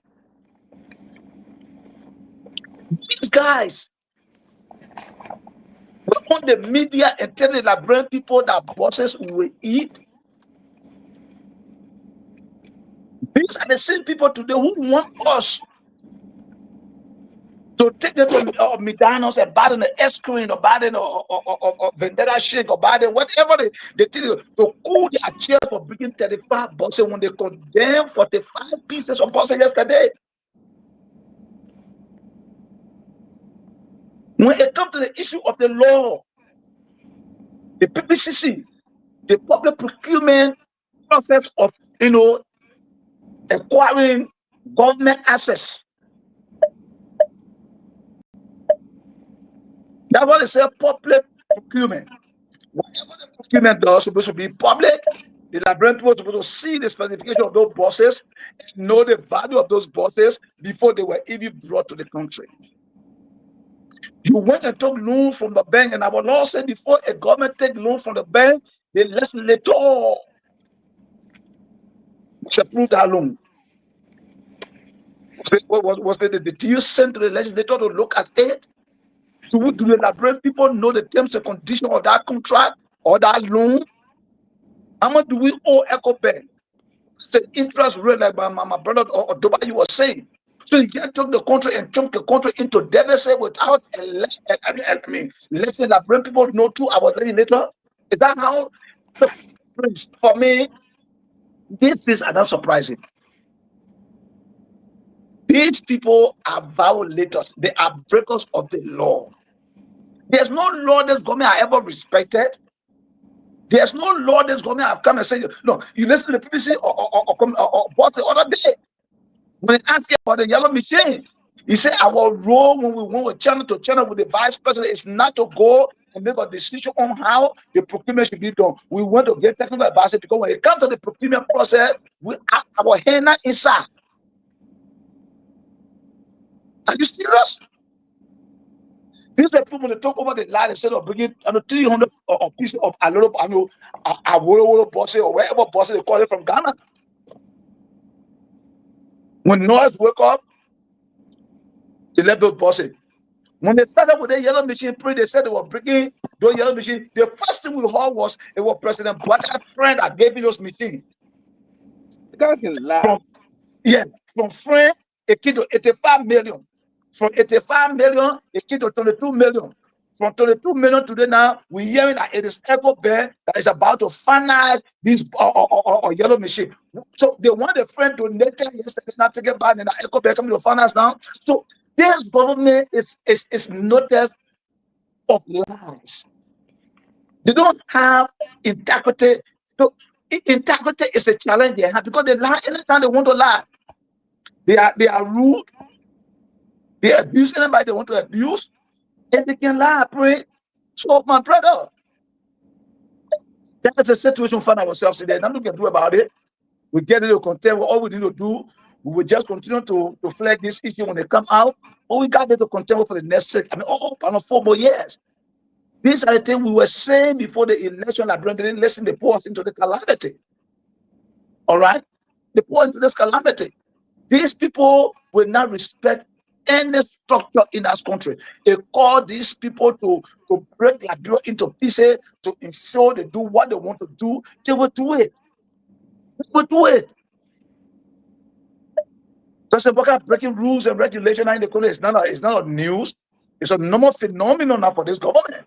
They live in it, dive into it, they dwell into it. Right? So that's it, but liberation expect much of these bosses because they will want to prove point that the behavior ever to say it's only a Regina bosses start going to Maryland. So deceptive. People wrote bosses. All right, they wrote the CNTA bosses to Maryland. We are Regina. They come here to make it look like the road was just completely not accessible. When President William took over as a president, he made 4 yellow machine at the Ministry of Public Works as government. As yellow machine, when you were living from there, how much did he leave there? So if the road is not flyable, accessible, we ask the question because he left enough good moving equipment that could maintain the road. So these buses will not stay on because number one, they will overuse them, and there's no proper maintenance a process in place for those buses. So they will start breaking that, and all they will give you is excuses. So far so good. That what I can say for now, though. Thank you so much, my people. On this issue of the buses, it's unfortunate that we spend all this money behind something that is not durable. And like again, let me just join on Obodobayo to say thanks to the Front Page Africa. There are some key things that are involved or they are highlighted here about these buses that we need to understand. I just put here the Front Page Africa publication on the bus. Let me enlarge in it for us to see here. I think all of you can see it. It's very large enough we all can see.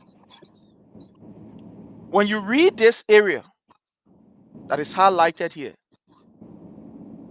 what Liberia is receiving,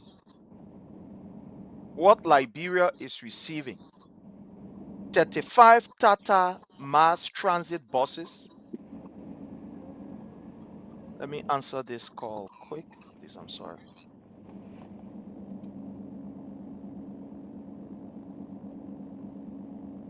Yeah. So, I'm sorry, sir. Thank you. So okay, this is what we have here. Just look at this, my people. You just look at this place that I make very big and bold. And there is something here that you should highlight. It talks about the detail of the bus. 6-cylinder diesel, fully air ESCOM braking system, ABS anti-roll bar, this, that, blah, blah, blah, and all the other thing. And even what is most scaring about this whole stuff here is that it is telling us that these buses that we're looking at, they can go long distances. That's why he's saying here. So this is concerning. This is scaring. They can go long distances. Yeah, right here. Just look there. Where it says diesel engine, high roof design, and design for short and that same distance Prince, mobility. there were other buses there that can tell you the one can go far play. Then you get the other one, the one can go far play. Because you know when you go buy in the market, you can ask for things crazy. What they want to do, Sure. they want to do, they want to do that. So it's okay, give me the one that can go far. Because La Brempo bar on they can go far play. You know, La Brempo bar they not get sense, so nothing cool for them. So give me the one. So it took the cheapest one, and then they can impose more money on you. That's just what it's saying in short.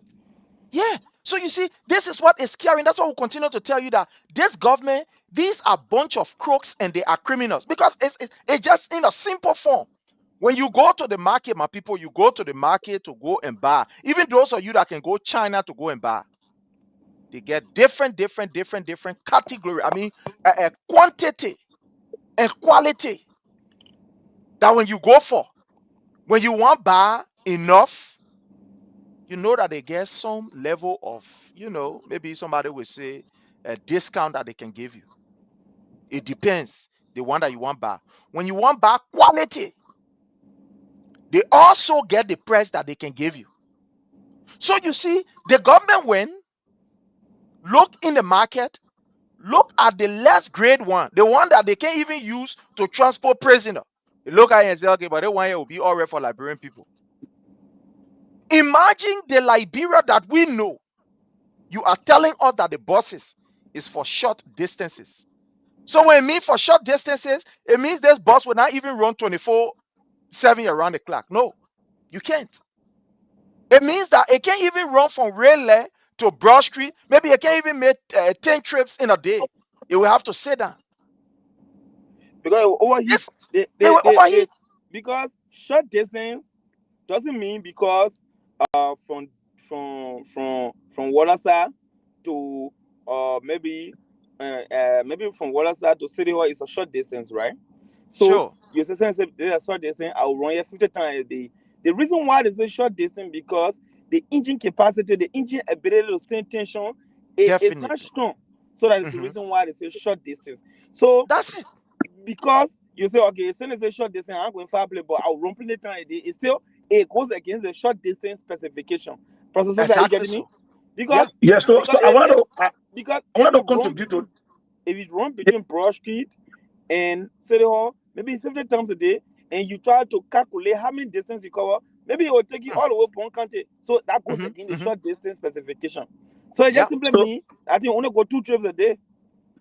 Because the hill will be hurting. You know the hill will be hurting when you pull it on long distance.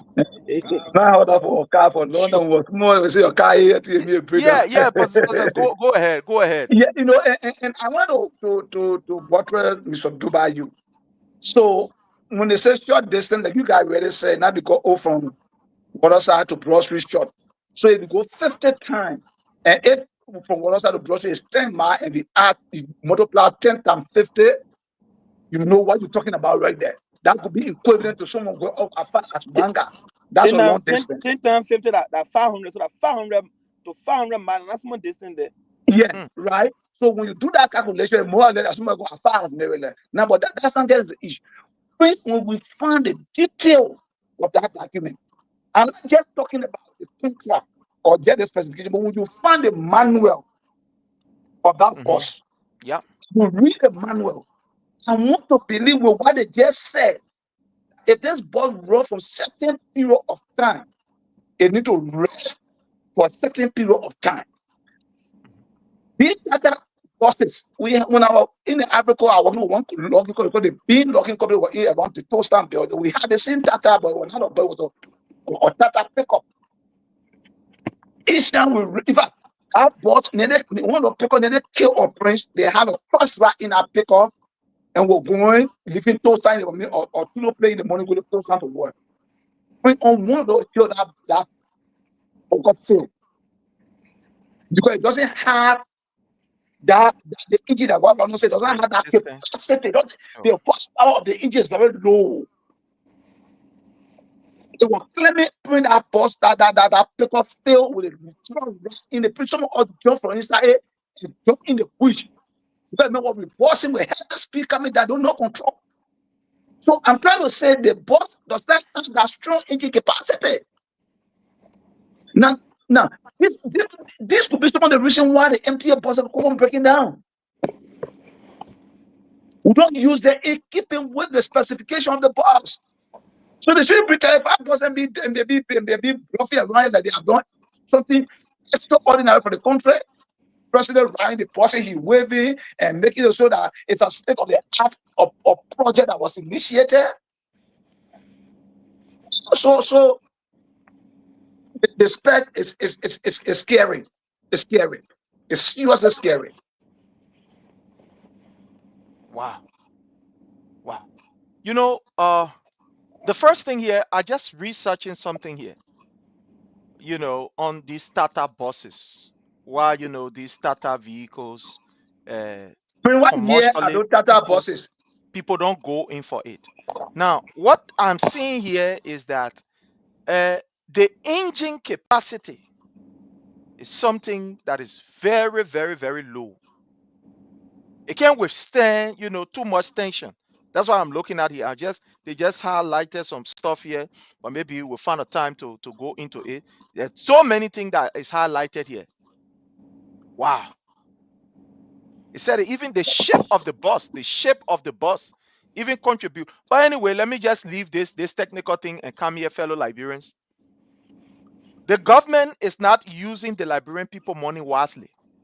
These are how criminals behave. They go to the market, instead of buying value, instead of making sure to have something that will be durable, that will serve us, they go and buy things that will not even last for long. Now you can see one of the reasons why this government kept the whole thing as a secret until they could bring the buses. So Liberians, stop jubilating over things that you don't know.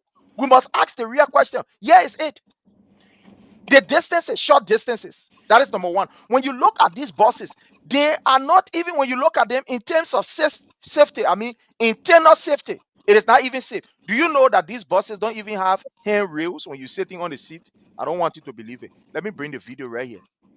Thanks to Honorable Duwayu for putting the video in the place. Look at this. Look here.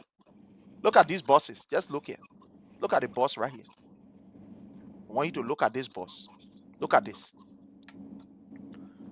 You will see that the seats, by right, they should have something like a hand, you know, guard or like a handrail that when you're sitting in a seat, at least you can put your hand there to relax. No, nothing like that. When you're sitting in the car, it means you will just sit with your hand in front of you like this. So in terms of, you know, maybe relaxing your hands or so, nothing as such. Nothing. Look at it here. Nothing of such. It's not something that we are making up. Yeah, is it right here? Right here. Here is it. You see that? You see these buses? I got one question, Prince. You know what the buses are used for, right? When I was with government, like one time we went Ethiopia and we're going on a field. The China girl, one of their hub in Africa, where they're producing most of the things, instead of going to produce in China, if they hub to produce material for East Africa, there's a big company there. So you go to the company site is as big as maybe double SKD, maybe 6 times. So those buses are just there when tourists come, when people come by, they take you from one compartment to another. They take you from one shop because different shop, different machine, different line area. And the people are talking about they producing clothes there. They one of the textile industry, China, they get one of the biggest textile industry in Africa is in Ethiopia. So these same buses will reach at the plant, the textile plant they get in Ethiopia, Addis Ababa. They use these buses to take us from one gate to another, from one place to another, to hold us together like a team. You know, we go places, you need somebody to show sassing, and you know to do sassing. Yeah. You get sad guy who explaining things to you. You know, this is what can happen. So when you hear short distance mobility, because if you in a phase, you in a factory, you know, you control how you use these buses. You know how you use them. No matter what happens, no factory size will be to the extent that it will go against the engine carrying capacity of a particular bus. So these buses are meant like the way you get MVTC. Those buses can be in MVTC. When students come, you take them from one angle to another. And you know, like the way you get Fender campus big. Your teachers want to leave from one class to another, and then maybe the walking distance is like 4 miles. You know, you get inside and walk. So now you go shopping. That's what the buses are for. These are not everyday buses for citizens in a rough terrain, rough road like Liberia, where all of the road they are more like off road roads that we have in Liberia. And you bring these buses and you say, "Would you buy you ice cream at McDonald's?" So if you even look at it, you just raised something. If you even look at these buses, in terms of internal safety, it's not even built with the kind of technology, I mean, internally that will be able to help people to balance. Look at the chair, look at the seat. My people, you just look at the seat. You look at the seat.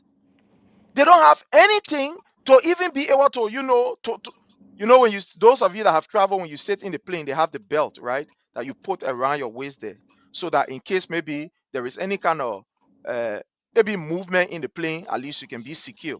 Let even forget about plane. But in some of these buses, they have the seat belt.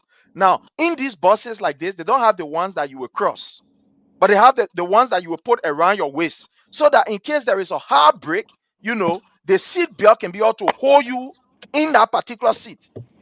It will hold you tight in that seat, that you will not just, you know, fly over the other area there. When you look at these buses, they are not even equipped with those safety features. Look at it. Look at the buses. Look at them. Look here. Look in these buses. Look there. That is one. The second thing is even the technology of the buses. The technology of the buses is another thing. It's another serious thing. Now, do they have a place? For example, if the driver wants to communicate or want to pass on a message, maybe he can just sit right to his compartment there and be able to speak through the speaker or whatever. It's not there. It's not there. There's another thing. It's not even there. So, we got a question. Yeah. How old are these buses? What is the model of these buses? That is the question we should be asking, and that's why we don't even know. So the model of the buses is unknown. Wednesday, we'll research based on this information and look at our research to know whether, because I don't think these buses are 2025 or 2024 buses. No. So the model. It's a brilliant question. It's a brilliant question. The reason I'm asking this question, the reason I'm asking the question for all to pay 111,000 for a bus that more or less can be compared to these solo buses that people ride around here that don't go distances, that like you get to the terminal and they want button for the terminal, get to the other terminal. Very good. Very good. Right? Buses there. And then you come here, you want to brag about it. How much went into their pocket about it should be telling us. How much went to the director, the deputy director at the NTA, the procurement office, or the controller? How much did they pocket or they pocketed? That one should be discussing, because for each of the bus to cost 111,000, it doesn't make sense. I can't even buy the bus 25,000. In fact, when you look at the bus, this bus have serious safety issue, even internally. You know, here, for example, the buses that we have, why they have the seat, but they always have this handheld rails that you can hold, at least for balance. But look at these buses. You know, there could be rough break. Labrador is a rainy season terrain. Sometimes the weather can be bad. Sometimes you hold hard break. The roads are not good. Imagine that road corridor between Douala and Johnson Street. Imagine that road corridor, right? It always bouncing. Imagine the road corridor, you know, in New Jersey and all these type of places. So they don't care. Prince, what will company? Look at the Lexus. What will company? What would a company in the USA that I used to work with that manufacture electric buses, and nobody knows the company I'm talking about, TPI. Yeah. For TPI to produce those buses, TPI did the architectural draft, submitted to the Department of Transport. They did the evaluation, they sent it back, do the correction in terms of for the safety and all the other they did everything. It was approved. Not expect the internal safety.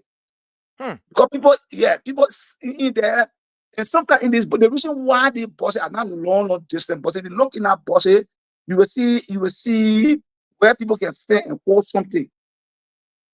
Like you're standing or and holding something. The reason why they put it there, because those buses just from one step begin to another. So sometimes when they sit, I feel there are spaces created for people to stand. I don't know why the buses look like that. And if that be the case, that's why the internal safety is very important, right? Now you want to use this body to divert it to a long distance transportation. Like we stay for long distance transportation. We will still get long distance buses. They don't even have a place, Pastor Success AB. They don't even have a place for persons with disability. When you look at these buses, when you look in this bus that you're looking at, they don't even have a place with person with disability. Some people, you know, they have the wheelchair. They use wheelchair to move as their mobility, you know, for mobility. You don't even have an area here in these buses that can accommodate these people. And you see what we're talking about, my people? You see what we're talking about? They don't even have it. Yeah, they don't even have it. The buses now that are built, I mean, these modern buses that are built, they are built with all of these features, taking into consideration all of these features. In fact, they have even the automatic rail that can be able to come down, that the people can be able to get on. You get on, and it brings you back up. I mean, the bus take you on, Prince, you down. Prince. Wow. I know we are in the Western world. I live in the United States, Europe, and other part of the world. We look at a very high standard when it comes to this kind of public facility, which is very good. For me, I want to bury that one for now. Because when you go there, they will get excuses. My question to them is that they're telling us they Tata buses, they bought one for 111,000. Is that what they tell the Liberian people? We will not spend enough time on the particular bus topic. Sure. We will not spend enough time. We will come back on Wednesday, do enough research and go deeper into the bus conversation, because you can please come to think about it. You know that these school buses here, the yellow school buses in the United States, is more safer and more guaranteed than the bus you're looking at. Definitely, that's what I'm looking at. You know, for one of those school buses here. The thing is, when you look at these buses, Pastor Success, when you look at these buses, you will see internally, just from what we're looking at, it does not even have those safety equipment internally. That's the first thing. It does not even have it. They don't even have a place. I'm not seeing anywhere that they have for persons with disability, especially those who, you know, have mobility issue. Because by right, there's a public bus. All of these public buses should have it. There are some people that are going to be using wheelchair.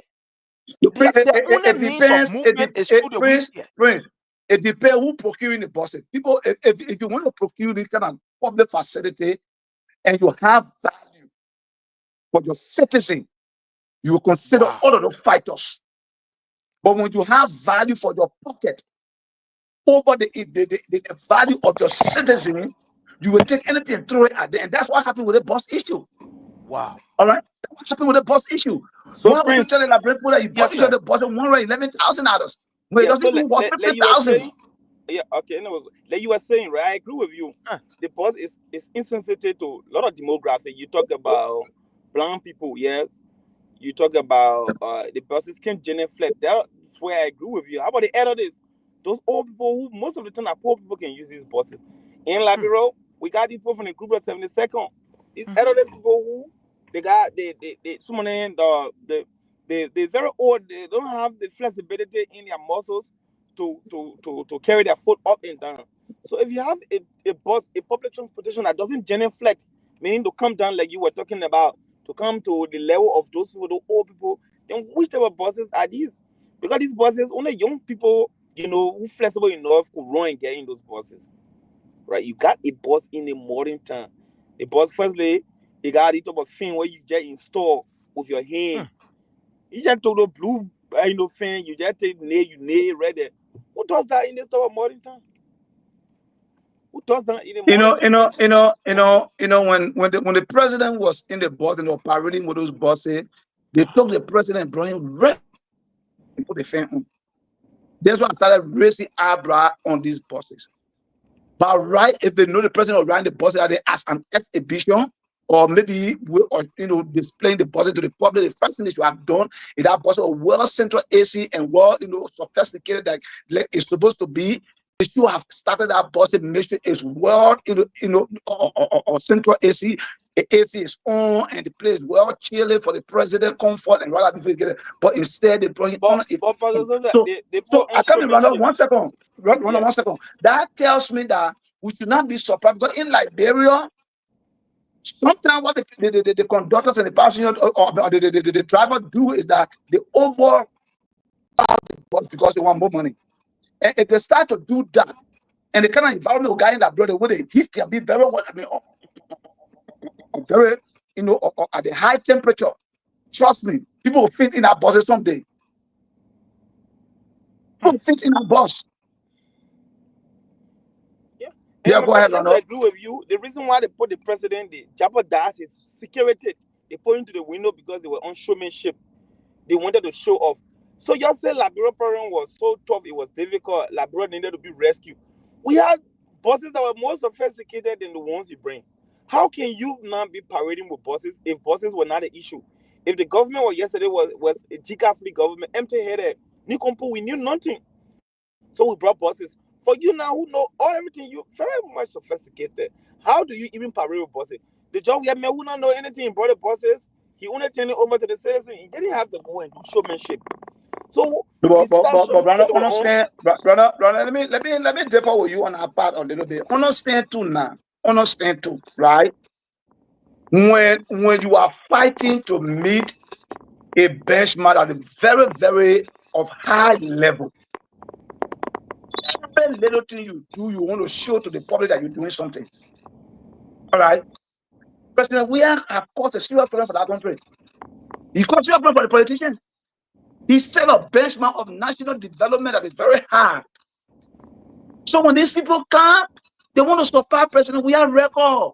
The first thing the menu had to understand is that the king, the boss, the bro, they are new manufacturer. But that's why I'm so concerned on the model of that buses because they say it's a new brand bus from the factory president. We have brought used buses. That's what the argument they raise. So they want to prove point now that they brought new buses, but how old is those? I mean, what is the model, right? And you see what I'm even the manual of that bus, bring the specification of that bus. Let know how old are these buses, right? So instead of making morale, he brought buses, so he's already with that new to him. What I'm even looking at in these buses, these fans, they are not even safe for people who will be riding. Assuming that somebody wake up, especially in Liberia, there, some of our sisters, somebody wake up and unfortunately their hair get tangled around or enter that particular fan.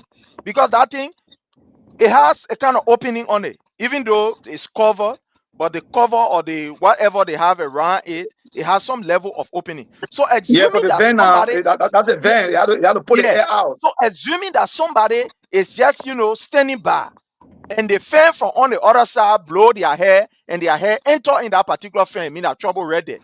Or assuming that somebody with disability wants to stand, and the way the fan is positioned, he there and he put a hand up, mistakenly his finger go between that thing. That's another problem right there. So even the position of the fan that they put in that thing is not even safe. It's not even safe.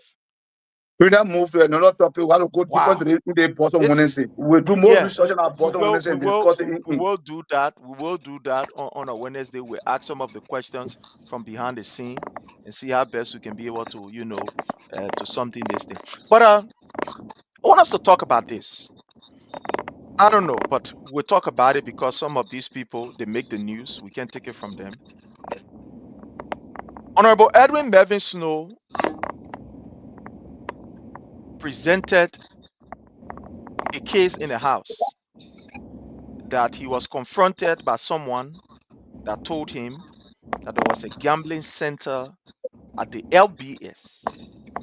So he said before the House that he wanted for the House to be able to, carry on an investigation to ascertain whether it was, truth or not. While we were in the process of waiting for the House to confirm or, be able to deny that,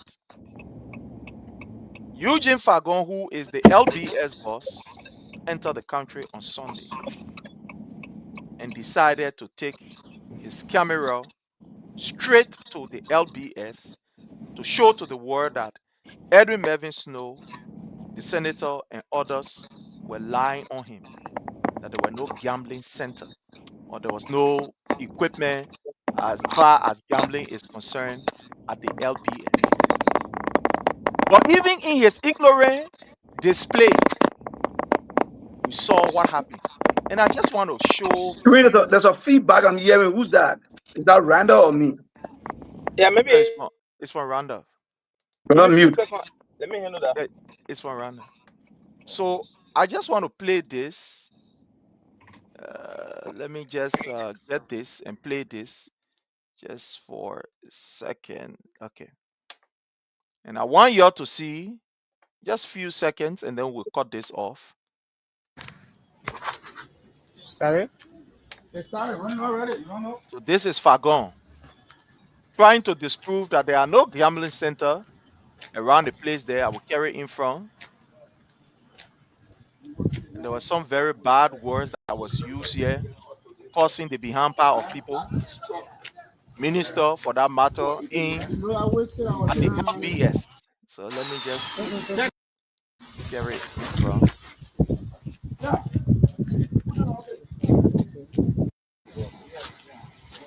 I will answer the people on Tuesday.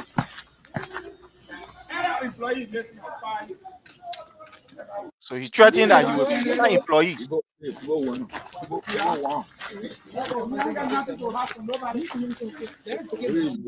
will answer the people on Tuesday. Any employee making a fine.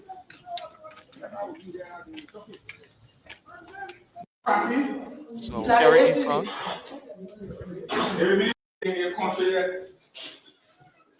When you're there, Okay.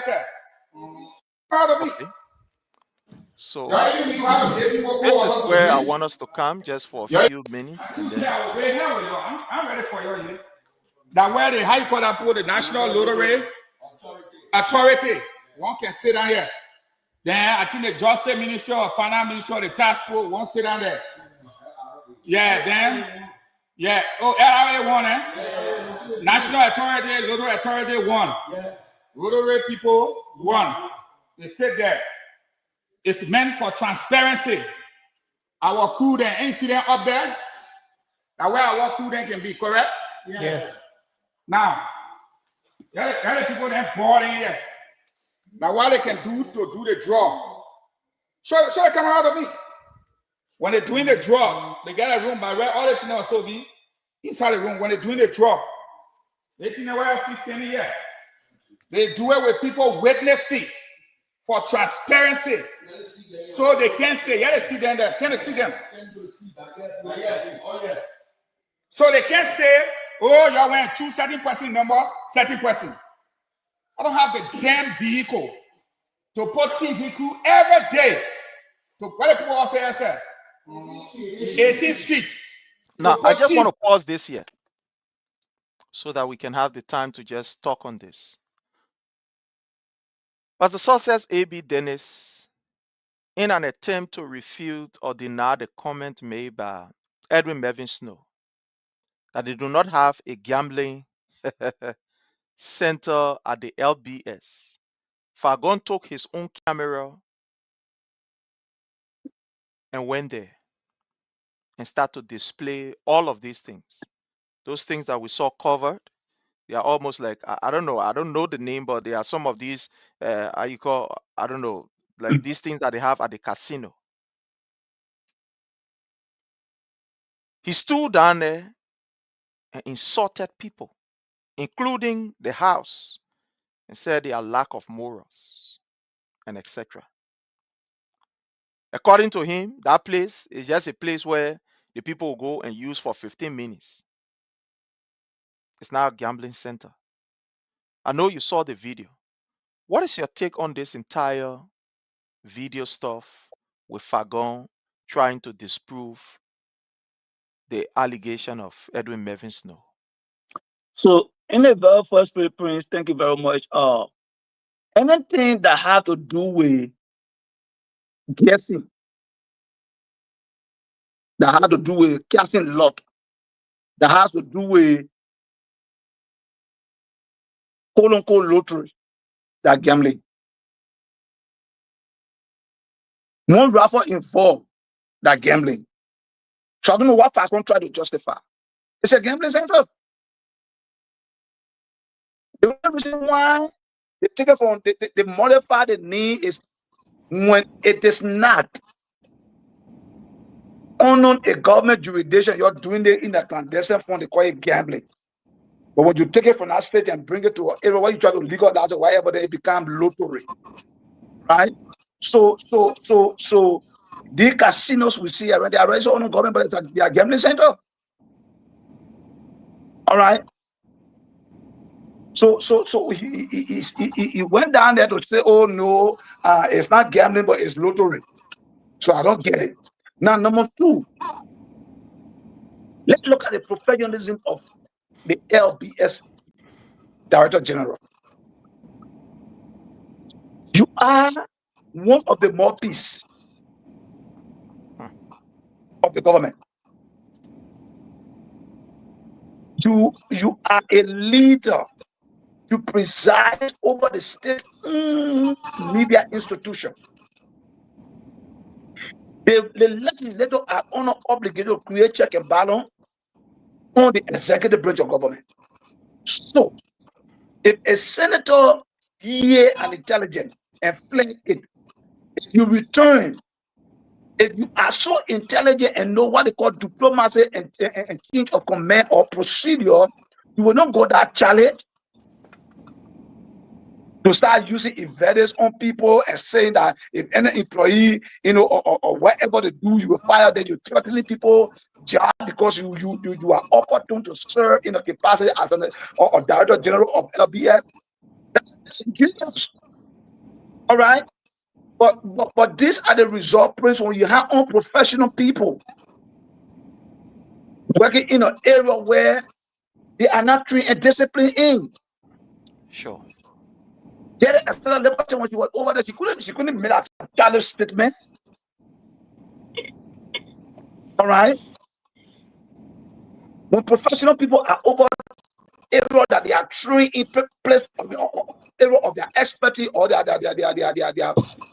where they were trained in, you will not have this kind of statement coming out. Now, Eugene Falcon should control his emotion and don't dwell on what has happened between he and Snow in Town Park until he can use the LBS situation to get a Snow, and at the end of the day start insulting people. When you play that video to the end, because I listened to it to the end, he said more terrible thing. He called the SBO worker Wopojo, excuse me for the expression, but that's exactly what he used. SBO comes to power 11, so I said, no, cheers will be 10. They talk at 10 o'clock. Your Wopojo thing, what you're on here. Are you serious? But again, Prince, it's not surprising. Leadership is spiritual. What the boss does, it goes down the wire, the bill. That's why when you're a leader, you have to be careful. I'm going to believe the Minister of Information, Culture and Tourism is the chairperson of the board of directors for LBS.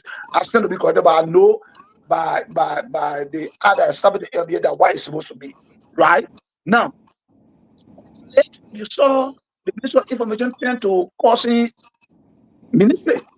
Minister causing, the deputies are causing, so it has filtered down to LBS. And nothing will come out of April. Nothing said they will call for going and asking questions. Nothing will come out of it. These guys are just who they are. They are very much addicted to rudeness, to disorderly conduct. And that's what they are displaying. But who did this thing in our administration and he was fired? He was fired because he misbehaved. Monga can be a black hand behind. But thank God he's with the right government. The government is noted for abusing state officials and nothing come out of it.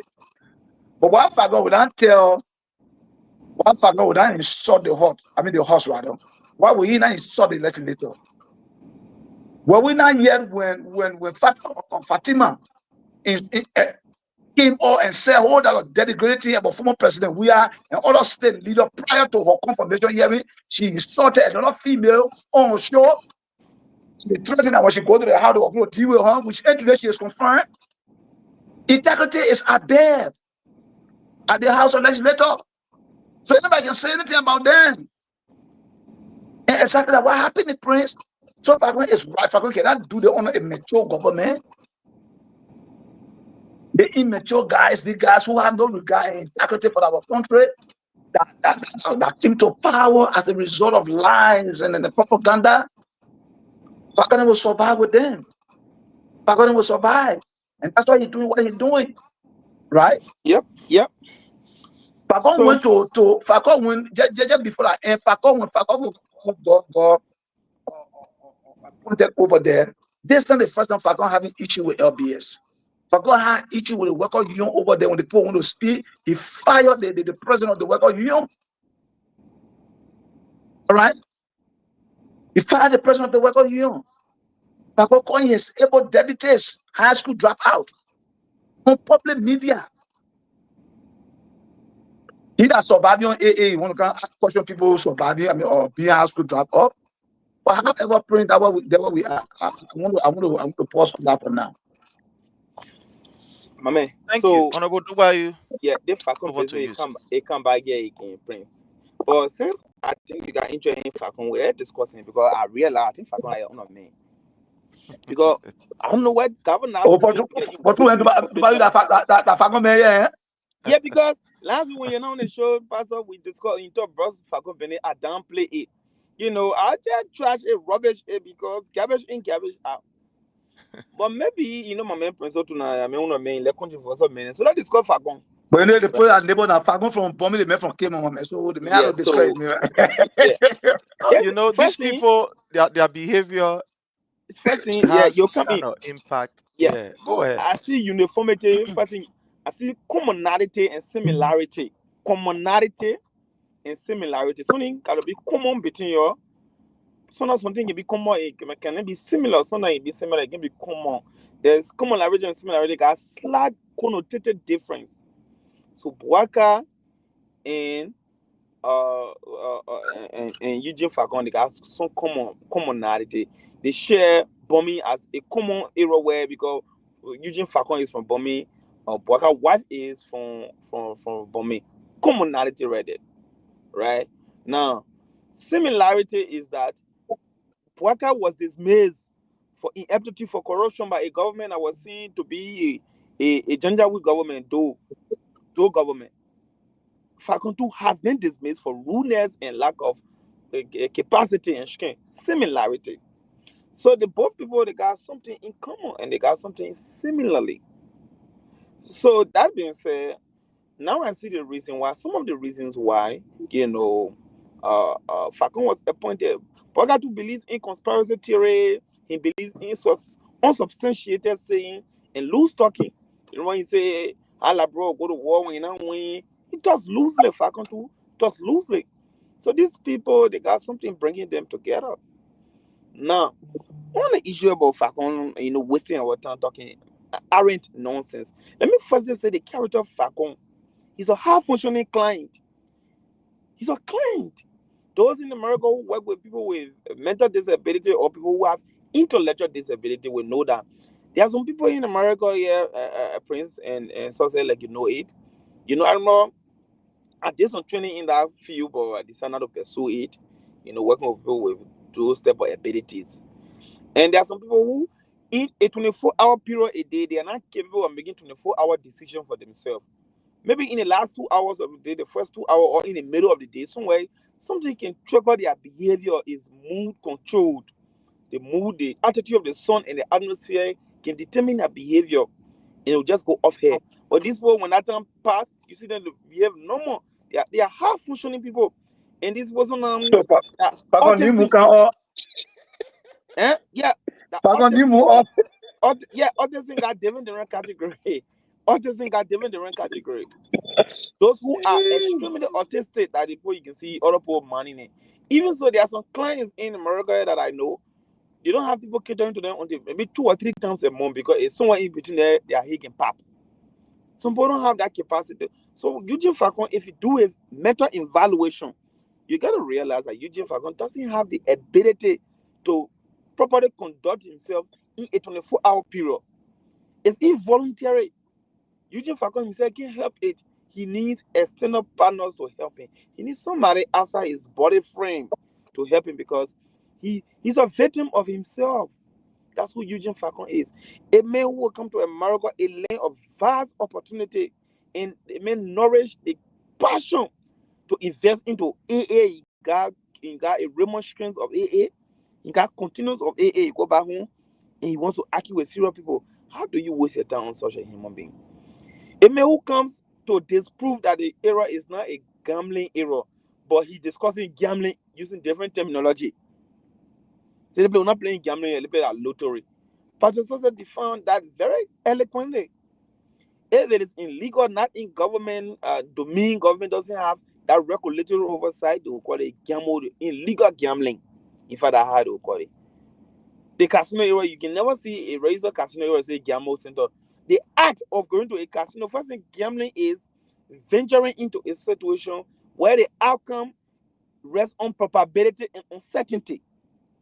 Once the outcome of a certain event or situation or action being performed, you vesting your interest, your energy, your time, and resources into something, but the outcome is based on uncertainty and probability. Or we say hard luck. Nobody can tell me they practice gambling and they master it. You can master gambling. So the probability is uncertain that this will happen. Once you venture into that, that's gambling right there. So going and doing raffle draw, there is no surety that S, Y, and Z name will be called to win a raffle. That's gambling. It's just that it's regulated. It's formal. So I don't know what Eugene Falcon's definition and understanding of gambling is. Assume what he's saying not true, and you know that true. Or I mean, what he's saying here, that's it. But from his own mouth, he uttered that people doing Obojo, where not sexual gambling there. No, let's just lead to him. Because if you you go hire B for you to have sex, you don't know the person STD, sexually transmitted disease status, or STI, sexual infection, sexually transmitted infection status. You don't know the person sexual status. You go and open up to the person, and that's sexual gambling over there. Let's assume where Even Randall, they agree that those things are happening. Let's play the devil advocate here. Let's agree those things are happening in ABA. Professionalism does not permit the ABA boss to come the way he came on the media. You stand on media, on video, and you're discussing your male and female employee but of having. That's why, Pastor, I'm not cutting you, but it's grounded in the premise of my presentation. I said this character person that he doesn't have that mental stability. He needs mental re-evaluation or evaluation. For you to serve a public domain, you must have some sort of mental stability. I challenge everything in this world. I will resign my position in CDC. If you bring a psychiatrist, you bring people who are well lessened to check people's functionality with their brain cell, to see whether his cerebral and his cognitive, to see whether it's functioning, to see whether he's a full human being, fit and competent to make 24-hour decision. I'll resign my position from the CDC. I believe from the behavior, the posture, the attitude, the utterances, and the comportment of Eugene Falcon, I believe he's not a normal human being. And you hear in America, there are clients who are very eloquent. Don't be deceived. Autistic characters are very smart people. You know, there are some part of their brain that will make them to remember things, memorize, and recite things. Those things are only coming from the mind, not from the heart. There's a difference when you speak from the mind and when you speak from the heart.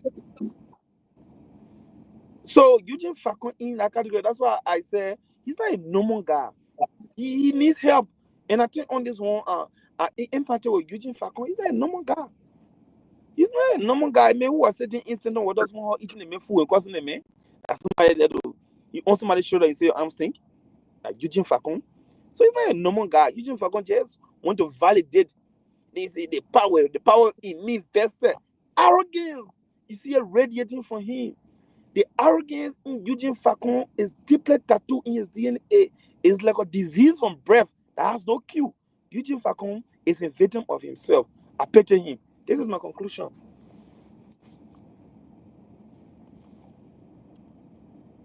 I think you people rightly place it. But there are a few things I want to talk about in that particular video. The first thing is that video shows that Joseph Numa Boyka doesn't have a moral. Because one thing I'm looking at is the consistent usage of, vulgarity by his official. And he feel very comfortable with it. Take for an example, Anthony Kesely, another fool that is seated at the executive mansion with Joseph Numa Boyka that will come on the social media and insult people mother. I mean, as old as Anthony Kesely is, will cause people man. Real man cause. Liberian will cause people man. And there are no actions taken against him. So Boyka enjoys that kind of behavior. When you look at, of recent, what happened with Fagon, it is not strange. Boyka encouraged this kind of attitude. Look at the Ministry of Ministry of Information, Cultural Affairs and Tourism. The people that are responsible to propagate government agenda, government policy, government program, they will use the platform to insult people, to insult other political leaders. And at the end of the day, nobody will caution them. Nobody will tell them, say, look, the thing you're doing is not correct. You can't do this on this platform. If you want to do it, go to your house and go do it.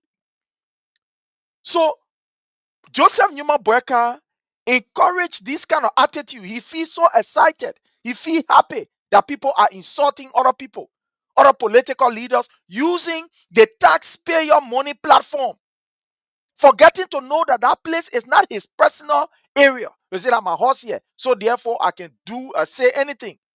That place is for the Liberian people. We pay for it. Our money is there. So for these people to use this platform and insult other political leaders or other leaders in the community without Joseph Numa Boyka doing anything, he appoints them. So he's excited that these people are raining vulgarity on other people. He's excited.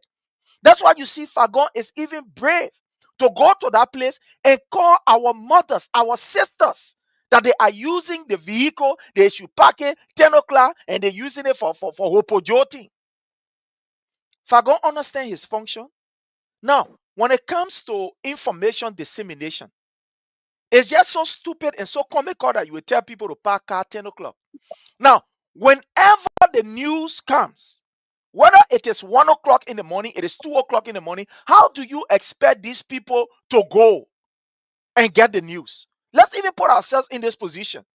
Assuming that you and I was assigned at the place, the LBS, and there are certain information that we need to get, or somebody call you and say, hey, my man, there is a breaking news somewhere. So how do you expect these people to go there? So you want them to walk to go? Now, when it comes to using the vehicle, I think the only thing that we should say and that vehicle should be restricted on, it should not be used for any private, how you call, activities that we can understand. But to say you get at 10 o'clock, the vehicle will park here. You think the news is sleeping? That's why you see things are happening the way it is happening. So you have, for example, a Fagon who don't understand the news, who don't know what the news is. He think by sitting down and talking with loud mouth that news for him. But right, the news happen 24 hours. The people should be out there to collect the news 24 hours. But when you have a government that is not responsible, very irresponsible, have nothing to tell the Liberian people, so that's what will happen. In other words, Fagon is telling the people, your news people, you go sleep.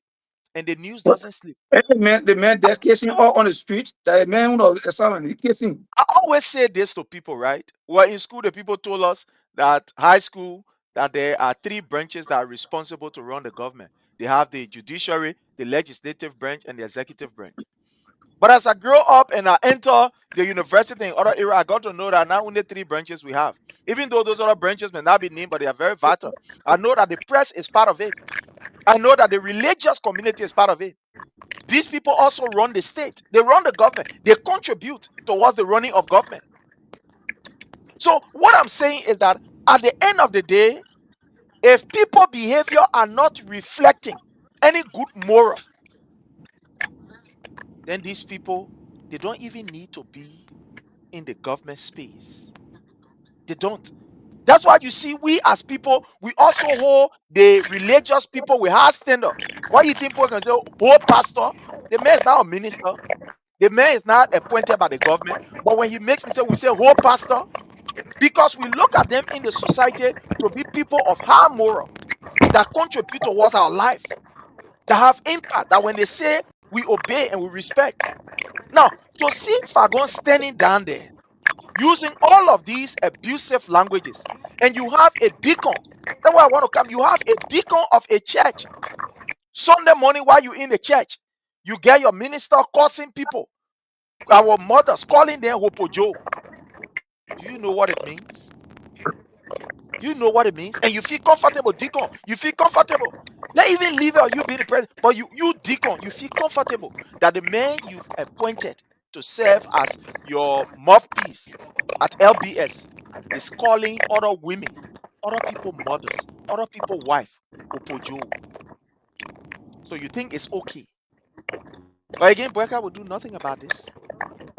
For that man to stand at the LBS and say, look at the other man, he talking from his anus instead of talking from his mouth. He said it.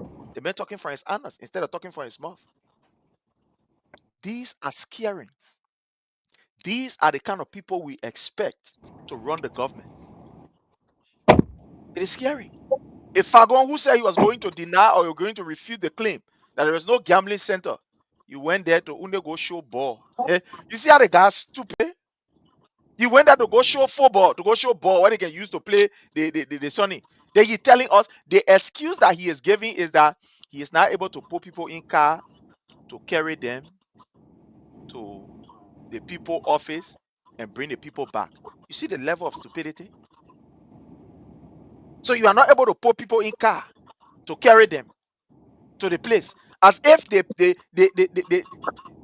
car transport or the gas is coming from your pocket, as if they are not budgetary allocation, as if these people don't contribute towards you carrying your people and bringing them back. You see some of the things that we're talking, my people. So Fagon is not able to put people in car for 15 minutes because according to him, the people will just be there for 15 minutes. For 15 minutes to go to the Liberian Lottery office and go and cover the program. But it's able to take the gamble center and bring it right to LBS. My people will finish, you. But we are not surprised. Like we told you the last time, Joseph Newman Boyka is a serious gambler.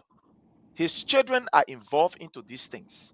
So what do And you for want? information, quick Prince, for information, we were Hmm. told that that center, the key major shareholder of that center is Tantan and Jojo. Well, we said it from day one. It is not strange. Joseph Newman Boyka, kids were operating this club and supporting him. So it's not strange. It is not strange at all.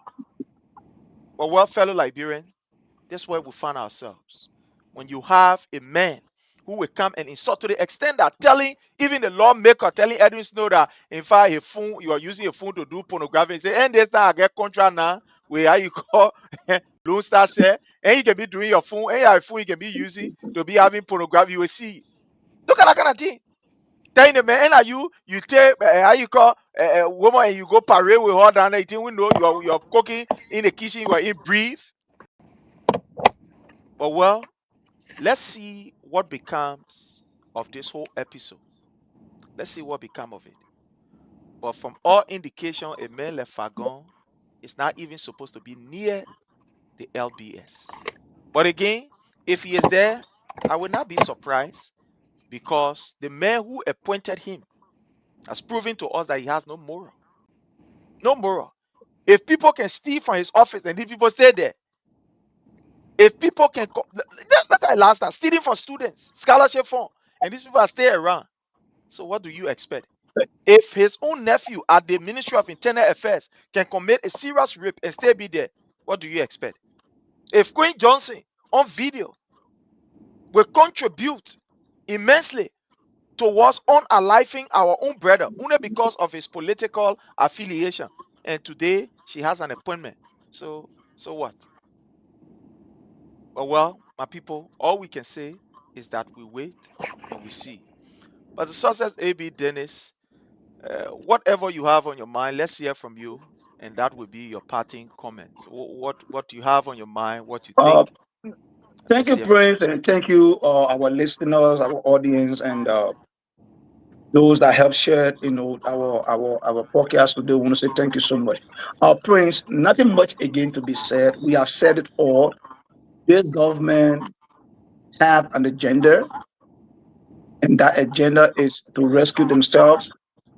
These government officials are cognizant that they are not coming back in 2029, so they're doing everything they can to wreck our nation and leave us in agile poverty.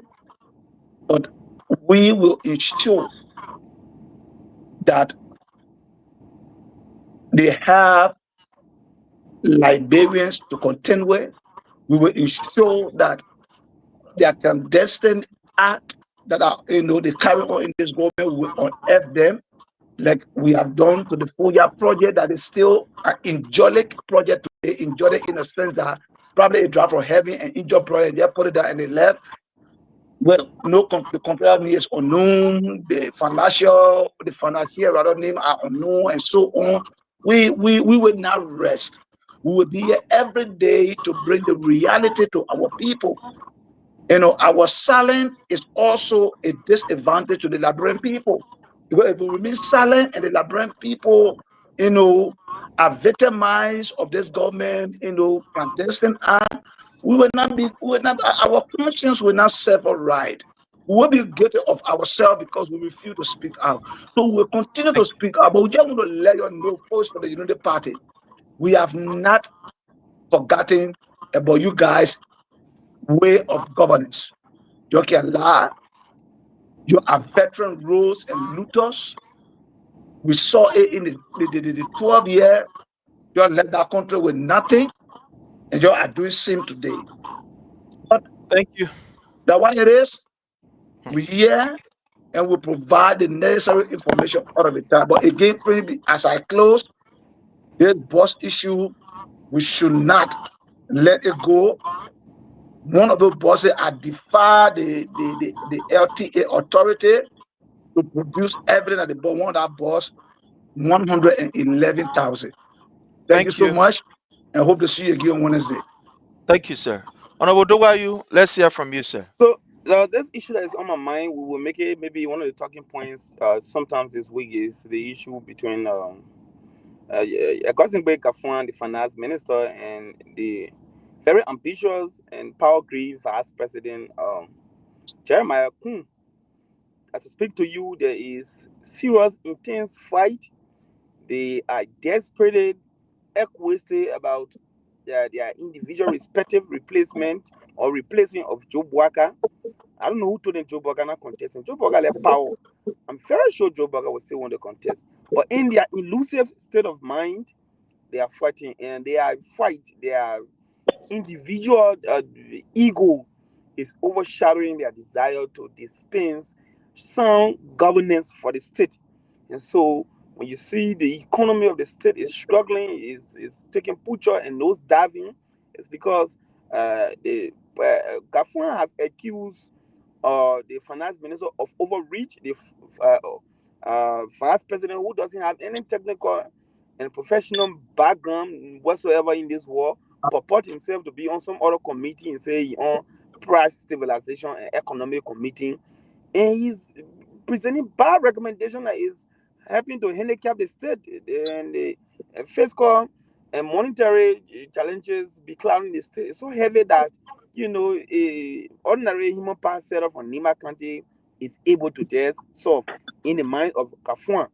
And in the mind too of Kun believes that Gafwan did not contribute to the struggle. He was lying down to the African, I think either African Development Bank or some some other bank in East Africa or so. Somewhere in East Africa, World Bank, he was there as country director or something.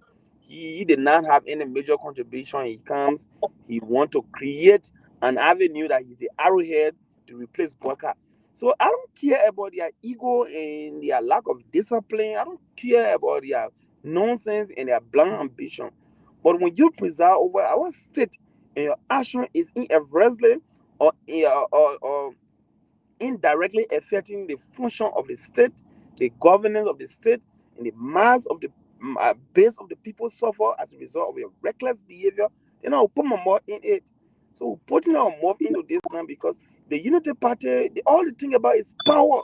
They don't think about governance. They don't think about the rule of law. They don't think about the American State Department MCC report just came out, and they were seen to fail massively in government effectiveness. You fail in the rule of law. You fail access to credit. You fail. Job opportunity. You fail massively. Natural resources. You marketing our resources. This is not bothering you, Unity Party. What is bothering you is 2029. Think the Labrador stupid really like you. You gotta lead our country, deliver on your funny RS agenda, and stop your elusive thought pattern and stop that joking. For us, it doesn't surprise us, but you are leading our state. You must act like state actors. This is what on my mind. I think we can expand on this maybe Monday or Friday, my dear brothers. Thank you very much for today's show, fellow Liberians. I appreciate your listening audience.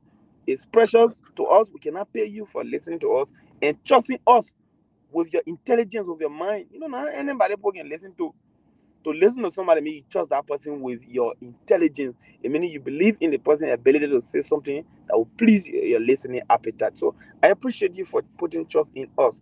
Thank you very much.